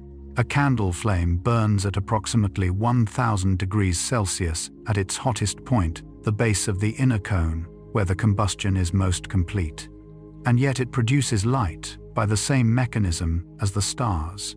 Not the same scale, not the same fuel, not the same duration, but the same fundamental process, atoms excited to higher energy states, releasing photons as they return to their ground state. Light from a candle and light from a distant star are at the level of physics the same phenomenon at different magnitudes. The light from a candle flame is produced by the same fundamental atomic process as the light from stars, differing only in scale and temperature. There is something in that equivalence that quietly undoes the sense that small things do not matter, that the candle on a table is somehow less real, less significant, less worth noticing than the vast fires of distant suns. They are the same fire expressing itself at different scales. Your gratitude tonight is not less real because it is quiet. Your thankfulness for small things, for the warmth of a blanket, for the fact that this day ended and you are still here, is not less significant because it is not grand. The candle and the star are the same light. The small gratitude and the overwhelming one are the same opening of the heart. They are both real. They are both light, and both in their own way illuminate whatever they touch. There is a small gland at the base of the brain, roughly the size of a pea, that produces a hormone primarily at night. The pineal gland secretes melatonin in response to darkness, signaling to the body that it is time to shift towards sleep. The process is ancient, tied to the light-dark cycle of the Earth's rotation, calibrated over millions of years of evolution to align the body's rhythms with the rhythms of the planet. As the light fades, the melatonin rises. The body cools. The heart rate slows. The muscles soften. The brain begins its long nightly work of consolidating memory, clearing metabolic waste, repairing what the day has worn. The pineal gland produces melatonin in response to darkness, initiating the physiological cascade that prepares the body for sleep, a process tied to the Earth's rotation over millions of years of evolution. And gratitude, with its calming of the nervous system, its lowering of cortisol, its gentle shifting of the brain away from threat and toward warmth and connection, works in the same direction as melatonin. Not the same mechanism, but the same invitation. Come down now. The day is done. The body knows what to do. The brain knows what to do. Everything that was required of you today has already been given. The darkness is not something to resist. It is the signal. The ancient faithful signal that has been telling living things to rest for longer than there have been words for rest. And tonight it is telling you. There is a tree in the Inyo National Forest in California called Methuselah. It is a bristlecone pine growing at an elevation of approximately 10,000 feet in the White Mountains in soil so poor and conditions so harsh that most other trees cannot survive there. Methuselah is estimated to be approximately 5,000 years old, making it one of the oldest known individual trees on Earth. It was already ancient when Homer composed the Iliad. It was middle-aged when the Roman Empire was at its height. It has been alive through the entirety of recorded human civilization. The Methuselah bristlecone pine in California is estimated to be approximately 5,000 years old, one of the oldest known individual living trees on Earth. Its exact location is kept secret to protect it from damage. It grows unmarked and anonymous in a forest of other bristlecone pines, indistinguishable to the casual eye from its younger neighbors. 5,000 years of survival, and it does not announce itself. There is something in that quiet endurance that resembles what gratitude does in a long life.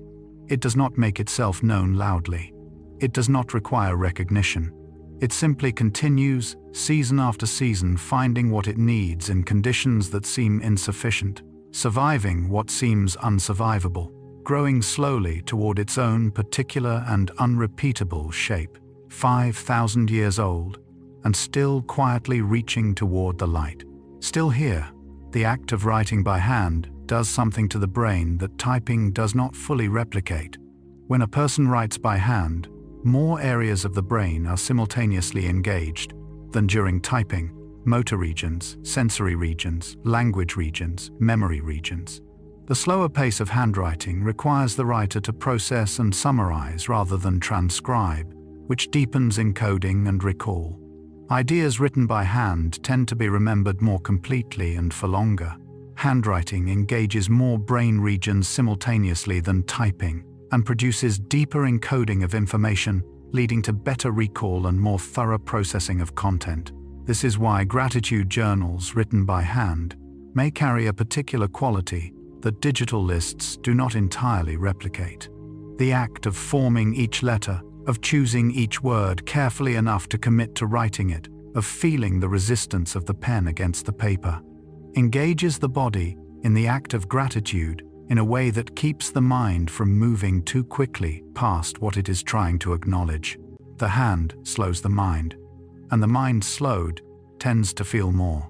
You do not need a beautiful journal. You do not need elegant handwriting. A corner of an old notebook, a margin of a receipt, a slip of paper by a bedside lamp. 3 things that were quietly good today, written in whatever hand you have. The brain will remember them, and something in the remembering carried into sleep will color the morning you wake into. The human body replaces the majority of its cells over the course of a lifetime at different rates depending on the tissue. Red blood cells live for approximately 120 days. The cells lining the gut renew every few days. Bone cells are replaced roughly every 10 years. Even neurons, once thought to be permanent, are now known to be partially renewed in certain brain regions throughout life. You are not, in the most literal physical sense, the same body you were 10 years ago. Most of the atoms that made up your cells a decade ago have been replaced, excreted, exhaled, shed.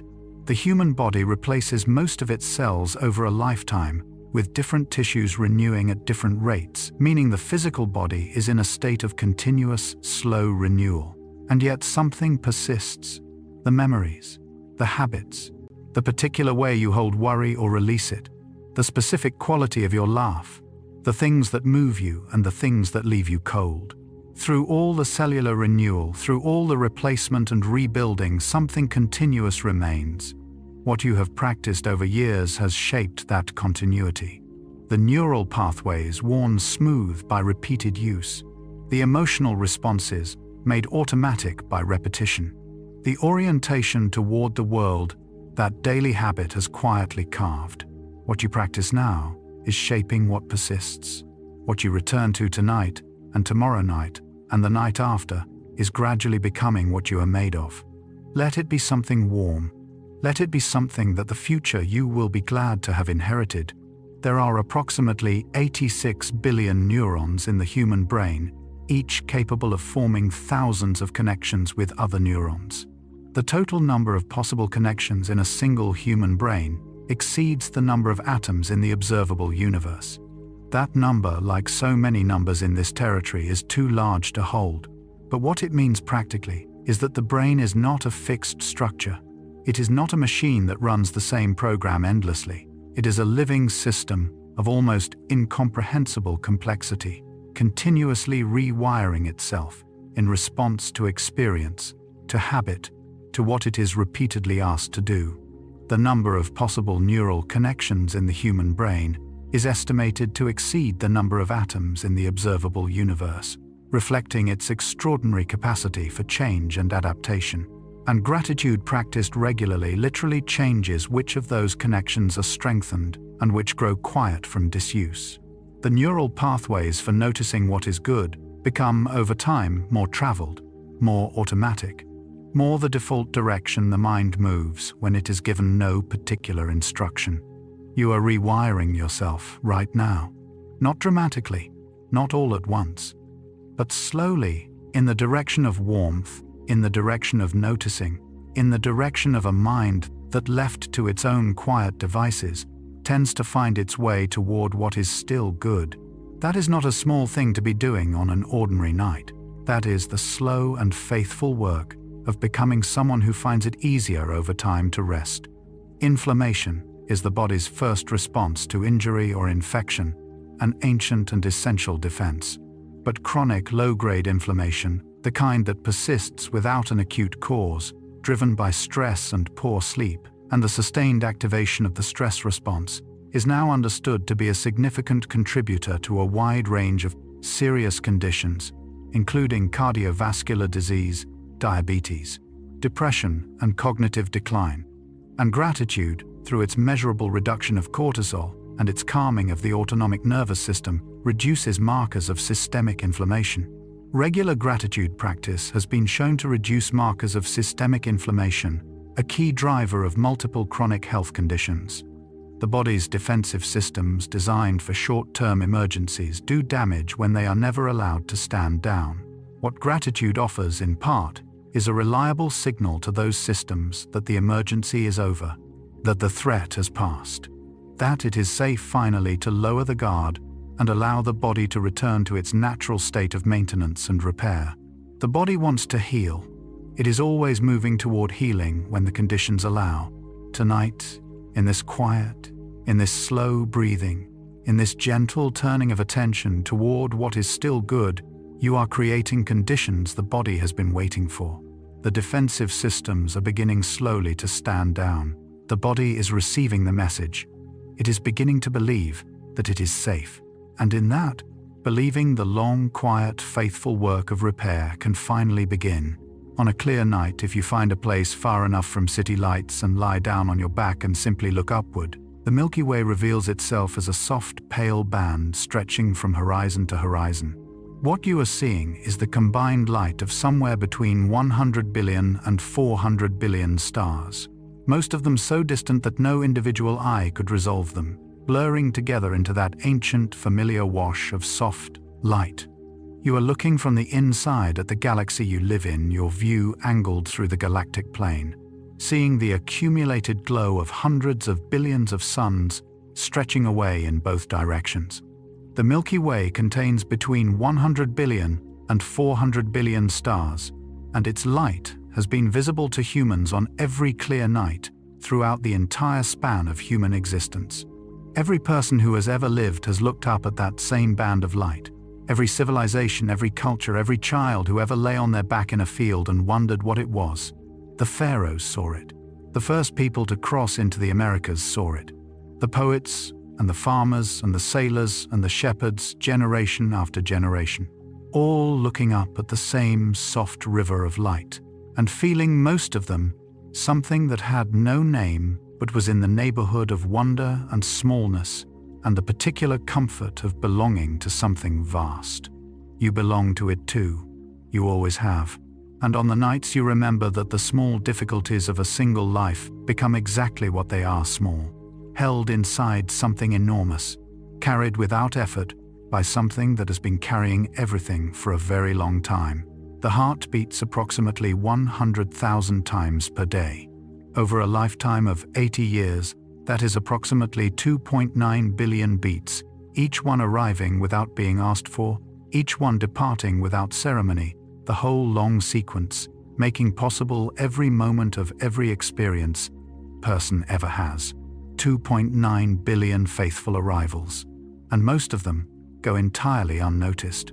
The human heart beats approximately 100,000 times per day, totaling nearly 3 billion beats over an average lifetime, almost none of which reach conscious awareness. There is no blame in not noticing. The heart was designed to be invisible.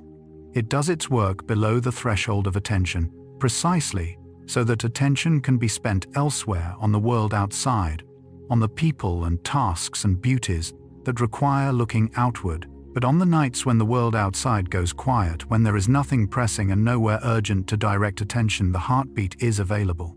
It has always been available, steady and patient, and completely indifferent to whether it is acknowledged or not, continuing, regardless, faithful beyond any human capacity for faithfulness. Right now, without effort, without instruction, without your participation or permission, your heart is beating. It has been beating every moment of your entire life.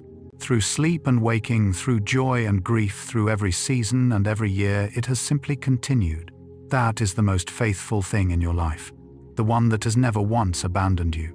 Perhaps it deserves just for this moment to be quietly thanked. Dew does not fall. That is a common misunderstanding worth gently correcting. Dew forms. It rises in a sense from the air itself.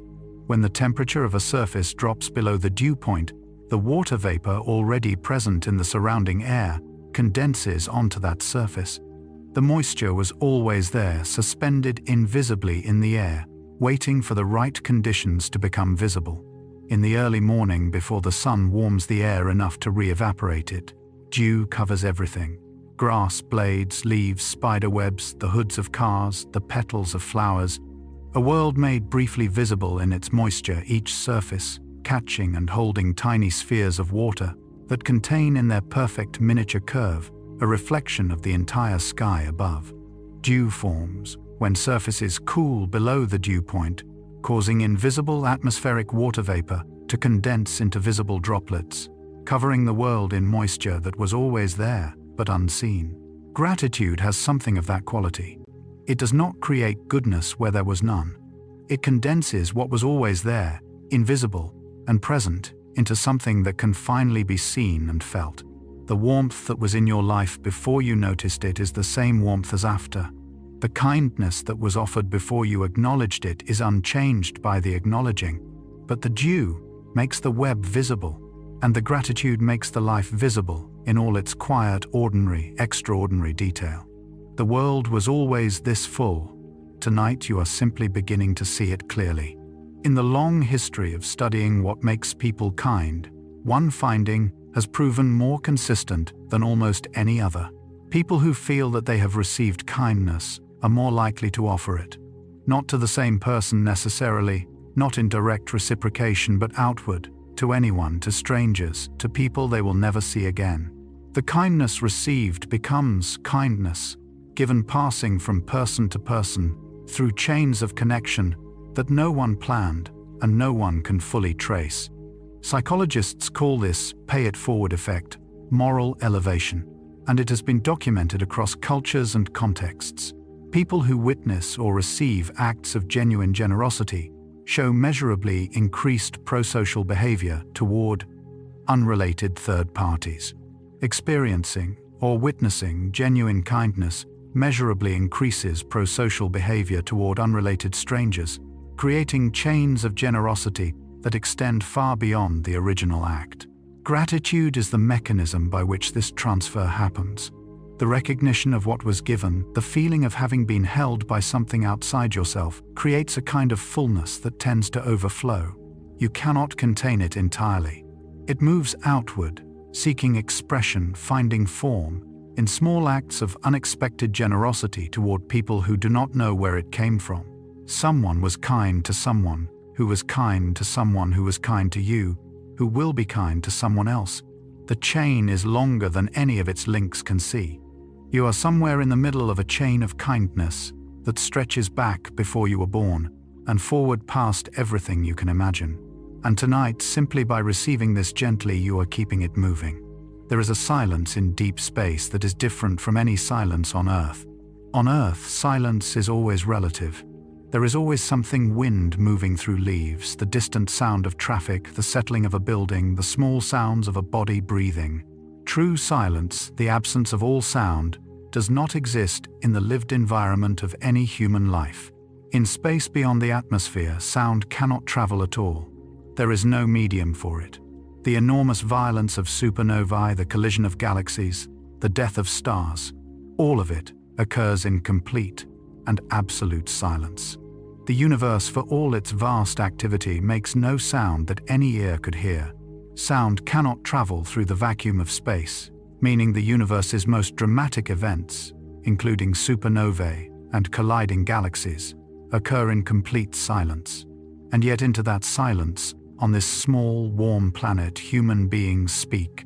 They whisper, they sing, they say thank you to each other across kitchen tables and in crowded hospitals and in letters that arrive years after they were written. They fill the silence with the small, warm sounds of a species that learned somehow to name what it was grateful for.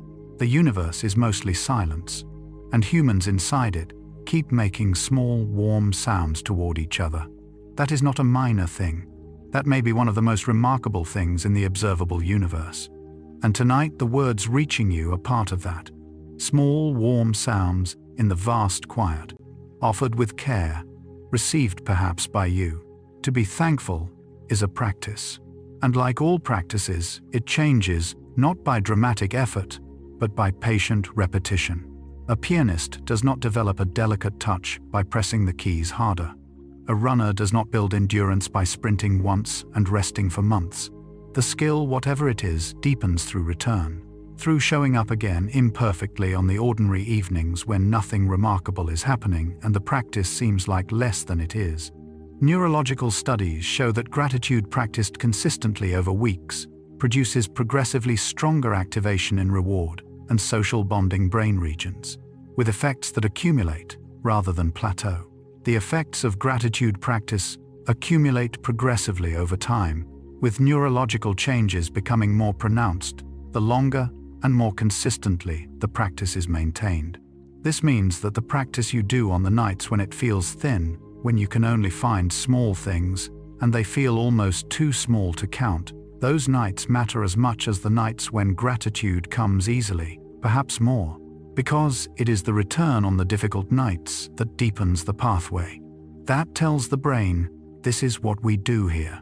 This is where we come. This is home. Every night you find your way back to something warm and true. You are building a home the mind will know how to return to, even on the hardest nights. Especially then, you are building something that will hold you. Scientists still do not fully understand why gratitude affects the body as widely and consistently as it does. The neural mechanisms are partially mapped. The hormonal pathways are partially understood. The social and psychological mechanisms are plausible and supported by evidence. But the full picture, the complete account of why a thought, a feeling, a practice of noticing what is good, should have measurable effects on immune function, cardiovascular health, sleep quality, pain perception, and emotional resilience, that full account does not yet exist. Scientists acknowledge significant uncertainty about the complete mechanisms by which gratitude produces its wide-ranging effects on physical and mental health. There is something worth sitting with in that acknowledged uncertainty. The most careful researchers, the ones who have spent careers studying this, look at the data and say, we know it works and we do not entirely know why. That is honest. That is science at its most trustworthy, acknowledging the edges of its own understanding without dismissing what is real simply because it is not yet fully explained. The body responds to gratitude in ways that exceed our current ability to explain. And that does not make the response less real. It makes it in a certain light more interesting, more open, more like the thing itself, which has always been slightly larger than any description of it. Gratitude is real. It works. And it is at its edges still mysterious, still larger than the language used to describe it. That feels right somehow. Some of the truest things always are. The universe is approximately 13.8 billion years old. The Earth is approximately 4.5 billion years old. Modern humans, Homo sapiens, have existed for somewhere between 200,000 and 300,000 years. If the entire history of the universe were compressed into a single calendar year, modern humans would appear at approximately 11:59 on the 31st of December, the last 14 seconds of the year. In the context of the universe's full history, the entire existence of modern humans occupies approximately the last 14 seconds of a year-long timeline. 14 seconds.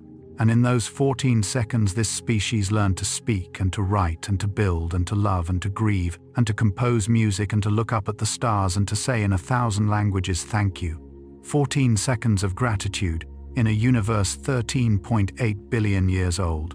And yet, that gratitude is not diminished by its brevity. If anything, it is made more remarkable by it.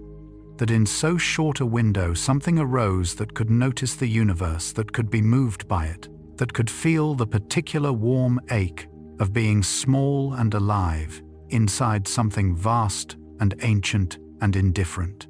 The universe did not need to produce something capable of gratitude. It did anyway. And here you are, in the last seconds of its year, feeling it, still feeling it. That is extraordinary. You are extraordinary. Somewhere right now, someone is thinking of you. Not in a mystical sense. In the simple, literal, ordinary sense, there is a person somewhere in the world whose thoughts have drifted to you tonight.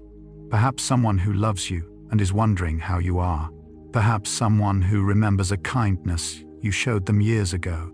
A kindness you may have forgotten entirely. Perhaps someone who passed you on the street today and noticed something about you that made them briefly glad. You do not know who it is. You may never know. But the research on social connection and memory is consistent on this point.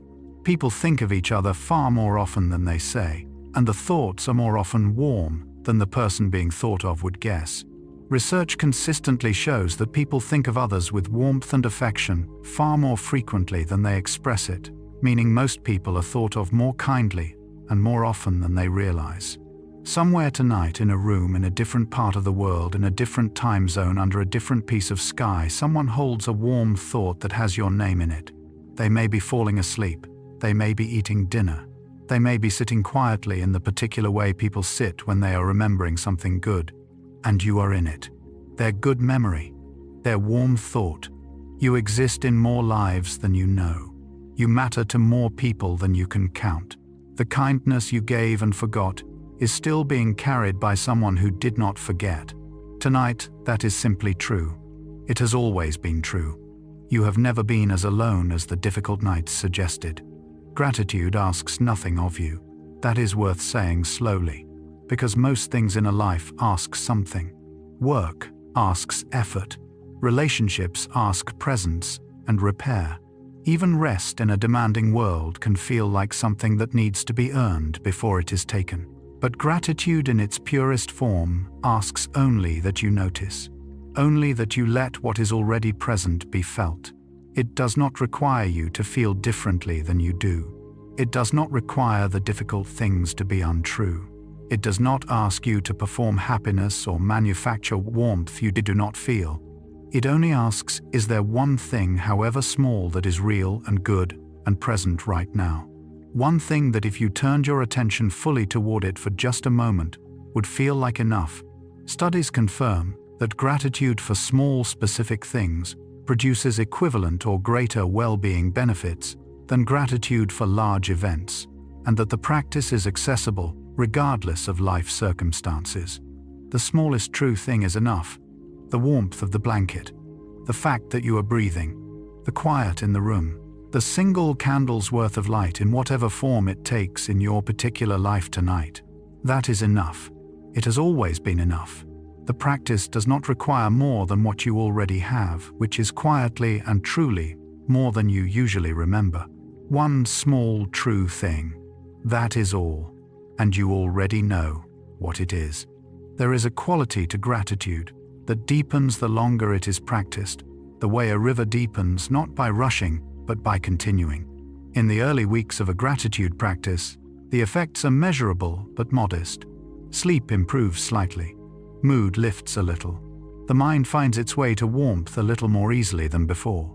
But researchers following practitioners over months and years find something different. The changes compound. The neural pathways thicken. The default orientation of the mind shifts, gradually and without drama, toward a kind of baseline appreciation that does not depend on circumstances to sustain itself. Long-term gratitude practitioners show a qualitative shift in emotional baseline over time, moving from effortful noticing toward a more spontaneous, stable orientation of appreciation that persists independently of external circumstances. This is the deepest promise of the practice, not that difficult things will stop happening, not that the hard seasons will be shorter or the losses less real, but that the ground you stand on while they are happening will be different, steadier, more able to hold you without requiring you to hold it.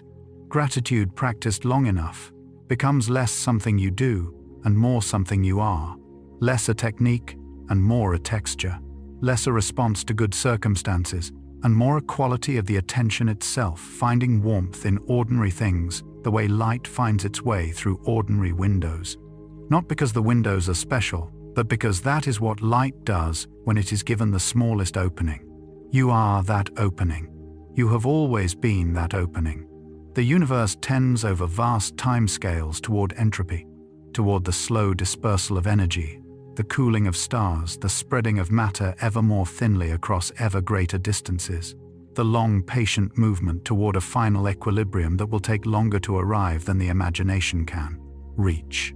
And yet within that general movement toward dispersal, something keeps happening in the opposite direction. Life, complexity, the gathering of simple elements into structures of almost impossible intricacy, cells, nervous systems, brains, consciousness, the capacity for one conscious being to feel moved by the existence of another. In a universe trending toward dispersal and entropy, life represents a persistent local movement toward complexity, connection, and the capacity for meaning. Gratitude in this context is something remarkable. It is entropy's opposite. It is the gathering force, the thing that pulls inward rather than outward, that builds rather than disperses, that connects rather than separates. Every expression of genuine thanks is a small act of creation in a universe that, left entirely to itself, tends toward dissolution. You are, in the most physical sense, doing something the universe does not naturally do. You are gathering. You are connecting. You are building out of the raw material of ordinary moments, something that holds together. That is not nothing. In the context of entropy, that is almost everything. To be grateful is not to pretend that everything is good. That distinction matters more than it might seem. There is a version of gratitude that is really a form of denial, a performance of positivity that papers over genuine difficulty, that insists on silver linings before the wound has been acknowledged, that rushes past grief and loss and legitimate anger to arrive at a lesson or a blessing. That version is not what the research shows working. It is not what quiets the nervous system or deepens sleep or builds the resilient mind. Genuine gratitude, as researchers understand it, coexists with difficulty. It does not replace honest feeling. It does not demand that hard things be called good. It simply insists, quietly and without force, that good things are also real, that they exist alongside the hard things, not instead of them. Research distinguishes clearly between genuine gratitude, which coexists with and acknowledges difficulty, and forced positivity, which suppresses it. Only genuine gratitude produces lasting well-being benefits. This is gratitude with its eyes open, the kind that can hold grief in one hand and gladness in the other, and not require either one to disappear. The kind that sits with what is difficult and still manages to find in the same room something worth being quietly glad for.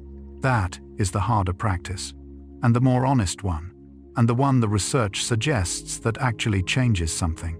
You do not have to feel only good tonight. You only have to let good also be true. Both things can be real at once. They always could. The night sky that you might see tonight is not the sky as it is now. It is the sky as it was. The moon you see is the moon as it was just over a second ago. The sun, if it were visible, would be the sun as it was 8 minutes ago. The nearest star beyond our sun, Proxima Centauri, appears as it was 4 years ago. And the most distant objects, visible to the naked eye, are showing us light that left its source millions of years before our species existed. Every point of light in the night sky represents a different moment in the past, with the most distant objects showing light that left its source billions of years ago. You are not looking at the present when you look at the sky. You are looking at an archive, a layered record of different pasts, all arriving simultaneously at your eyes, all pretending to be the same moment. And somewhere in that layered archive is a lesson about gratitude and time. The things you are grateful for from the past are still present in the way starlight is still present. They have not stopped existing simply because they are not happening now. The kindness offered 10 years ago is still real. The moment of unexpected beauty from a forgotten Tuesday is still real. The love that shaped you, whether or not it is still near, is still real. The past does not disappear. It becomes light. And light, once released, keeps traveling, keeps arriving, keeps illuminating whatever eyes are open to receive it. Your good past is still arriving. It always will be. There is a word in Japanese times mono, no aware times, that translates imperfectly as the pathos of things, or the bittersweet awareness of impermanence. It describes the particular quality of feeling that arises when something beautiful is also transient. When the cherry blossoms are most beautiful, partly because they fall when a sunset moves, partly because it ends. It is in its way a form of gratitude, native to impermanence itself. A recognition that the fleetingness of things is not a flaw in their beauty, but a feature of it. That to love something that does not last is not a mistake, but perhaps the only honest form of love available to creatures who do not last either. The Japanese concept of mono no aware describes a bittersweet appreciation of impermanence that researchers identify as culturally distinct but producing similar neurological and well-being effects to Western gratitude practices. You will not always have this. Whatever this is for you right now, the particular warmth of tonight, the specific quiet of this room, the particular version of yourself listening to these words in this season of your life, it will change. Everything changes. The impermanence is real. And the impermanence is also if you let it be part of the beauty. Not despite which, but because of which, this moment is worth noticing. Worth receiving fully. Worth the small effort of being present for, rather than already somewhere else. This night will not come again. That is not a reason to grieve it. It is a reason to be here for it completely, while it is still happening. Here, now, this. The space between atoms is vast. If the nucleus of a hydrogen atom were the size of a marble, the electron orbiting it would be approximately a kilometer away, with nothing but empty space between them. The matter that seems solid, the table, the floor, the body resting on a bed tonight, is almost entirely empty space, with tiny islands of particles scattered at enormous distances relative to their size. You are in the most literal physical sense, mostly empty space, and so is everything around you, and so is the entire universe. At the atomic scale, matter is almost entirely empty space, with subatomic particles separated by distances vast relative to their size, meaning all apparently solid objects are mostly void. And yet here at the scale of human experience, it all holds together. The floor holds you. The blanket holds warmth. The body holds its shape. At the scale that matters for living, the emptiness coheres into something solid, something warm, something real. Perhaps that is what a life of gratitude is. Not the elimination of the empty spaces, the absences, the losses, the things that did not come or came and left, but the recognition that at the scale of human experience, at the scale where love and warmth and connection actually happen, it all holds together anyway. The empty spaces are real, and the holding together is also real. Both things at different scales are true at once. And tonight at the scale that matters, you are held. There is a moment that comes in a long enough life when the gratitude stops being something practiced and becomes something simply noticed. Not everyone reaches it. Not everyone has the time, or the circumstance, or the particular combination of loss and love and quiet that tends to bring it. But those who have been there describe it similarly across cultures and ages and the particular languages they have available. It is a moment of recognizing that you were always held, that the support was always there, even in the seasons when it could not be felt, that the love that shaped you was larger than the forms it arrived in, that the life taken whole with all its difficulty and all its beauty was somehow inexplicably enough, was more than enough, was in fact extraordinary. Long-term studies of older adults show that gratitude deepens significantly with age, with many elderly people reporting a qualitative shift toward a stable sense of appreciation that persists independently of health, wealth, circumstances. This is not resignation.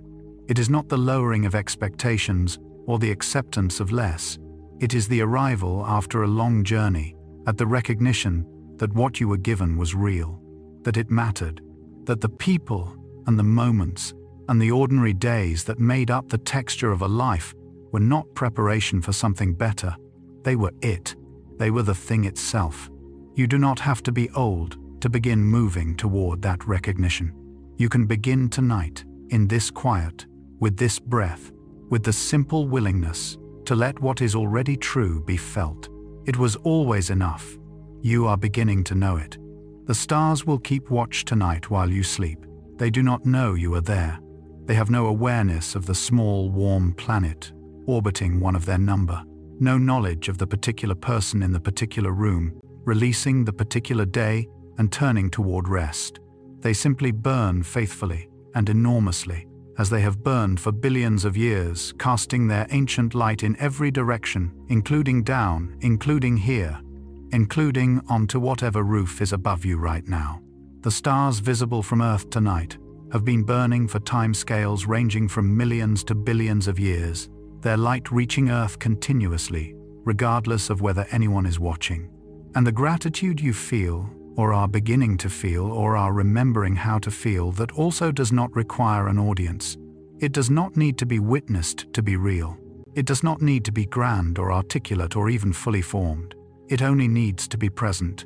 And it is present.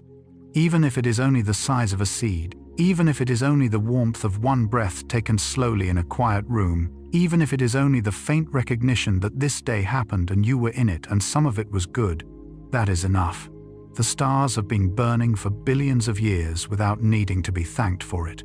And you have been alive for your entire life without needing to earn the right to rest. Tonight the stars keep watch, and you can simply sleep.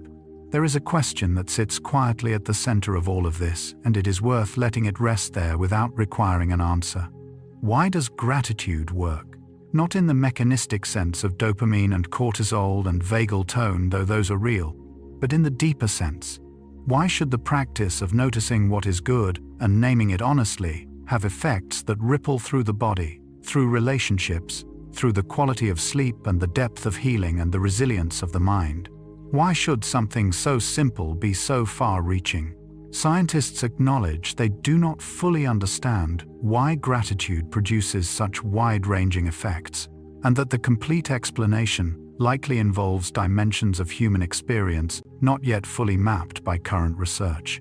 Perhaps it is because gratitude is, at its core, a practice of alignment, of bringing the mind into correspondence with what is actually true, rather than what fear imagines might be true. And the body, which has no interest in fear's fictions, responds to that alignment with relief, with the particular relaxation of something that has been braced for impact, finally receiving the signal that the impact is not coming. Or perhaps it is simpler than that. Perhaps the body is grateful for being thanked. Perhaps it has been waiting all this time for the mind to turn and notice what it has been quietly doing, without recognition, without gratitude, without even the small acknowledgement of being seen. Perhaps the whole system, body and mind together, simply needed to be met, and gratitude offered honestly is the meeting. And so we arrive gently at the end of tonight's long, quiet journey. 100 small landings, 100 small truths carried here from the edges of science and the center of what it means to be human and alive, and briefly aware of both. Gratitude is perhaps the gentlest thing the human heart can hold. Not the most dramatic, not the most urgent, but the gentlest. The one that asks the least and gives the most. The one that has been with us since before we had words for it, and will remain after the words are gone. It lives in the ordinary hours, in the warmth of a room, in the sound of a familiar breath nearby, in the knowledge held softly and without needing to be proven that you were helped to get here, that you did not arrive alone, that the life you are living, with all its difficulty and all its beauty and all its ordinary Tuesdays, was shaped by more hands than you can count, and is still being held by more than you can see. Somewhere tonight, someone is grateful simply that you exist. That is not a small thing to carry into sleep. Right now, as the night deepens around you, your body is already beginning its long, faithful work of repair. The breathing is slowing. The thoughts are thinning at the edges. The day is becoming the past, which means it is becoming in its own slow way light. Let the gratitude be the last thing you feel tonight. Not as an effort, not as a practice, simply as a recognition of what is true. You were given this day. You were given this breath. You were given the extraordinary and unrepeatable experience of being alive in a universe that did not have to produce anything capable of noticing it. And you noticed. You are still noticing. Even now, even as the noticing softens and the eyes grow heavy and the world at the edges goes quiet, you are held. You have always been held. The ground beneath you, the air around you, the ancient stars above you, all of it carrying you gently and without effort through one more quiet night. And your body, your faithful, unresting, extraordinary body, is doing something beautiful right now. Even as you drift, even as the thoughts release, even as you become for a few soft hours simply a breathing thing in a dark room under a patient sky, it is renewing you. Cell by cell, breath by breath, beat by steady beat. Take one last slow breath. Let the day go completely. Let the warmth of what is true settle over you like something that was always there waiting for you to be still enough to feel it. I hope you sleep well and dream softly. Good night.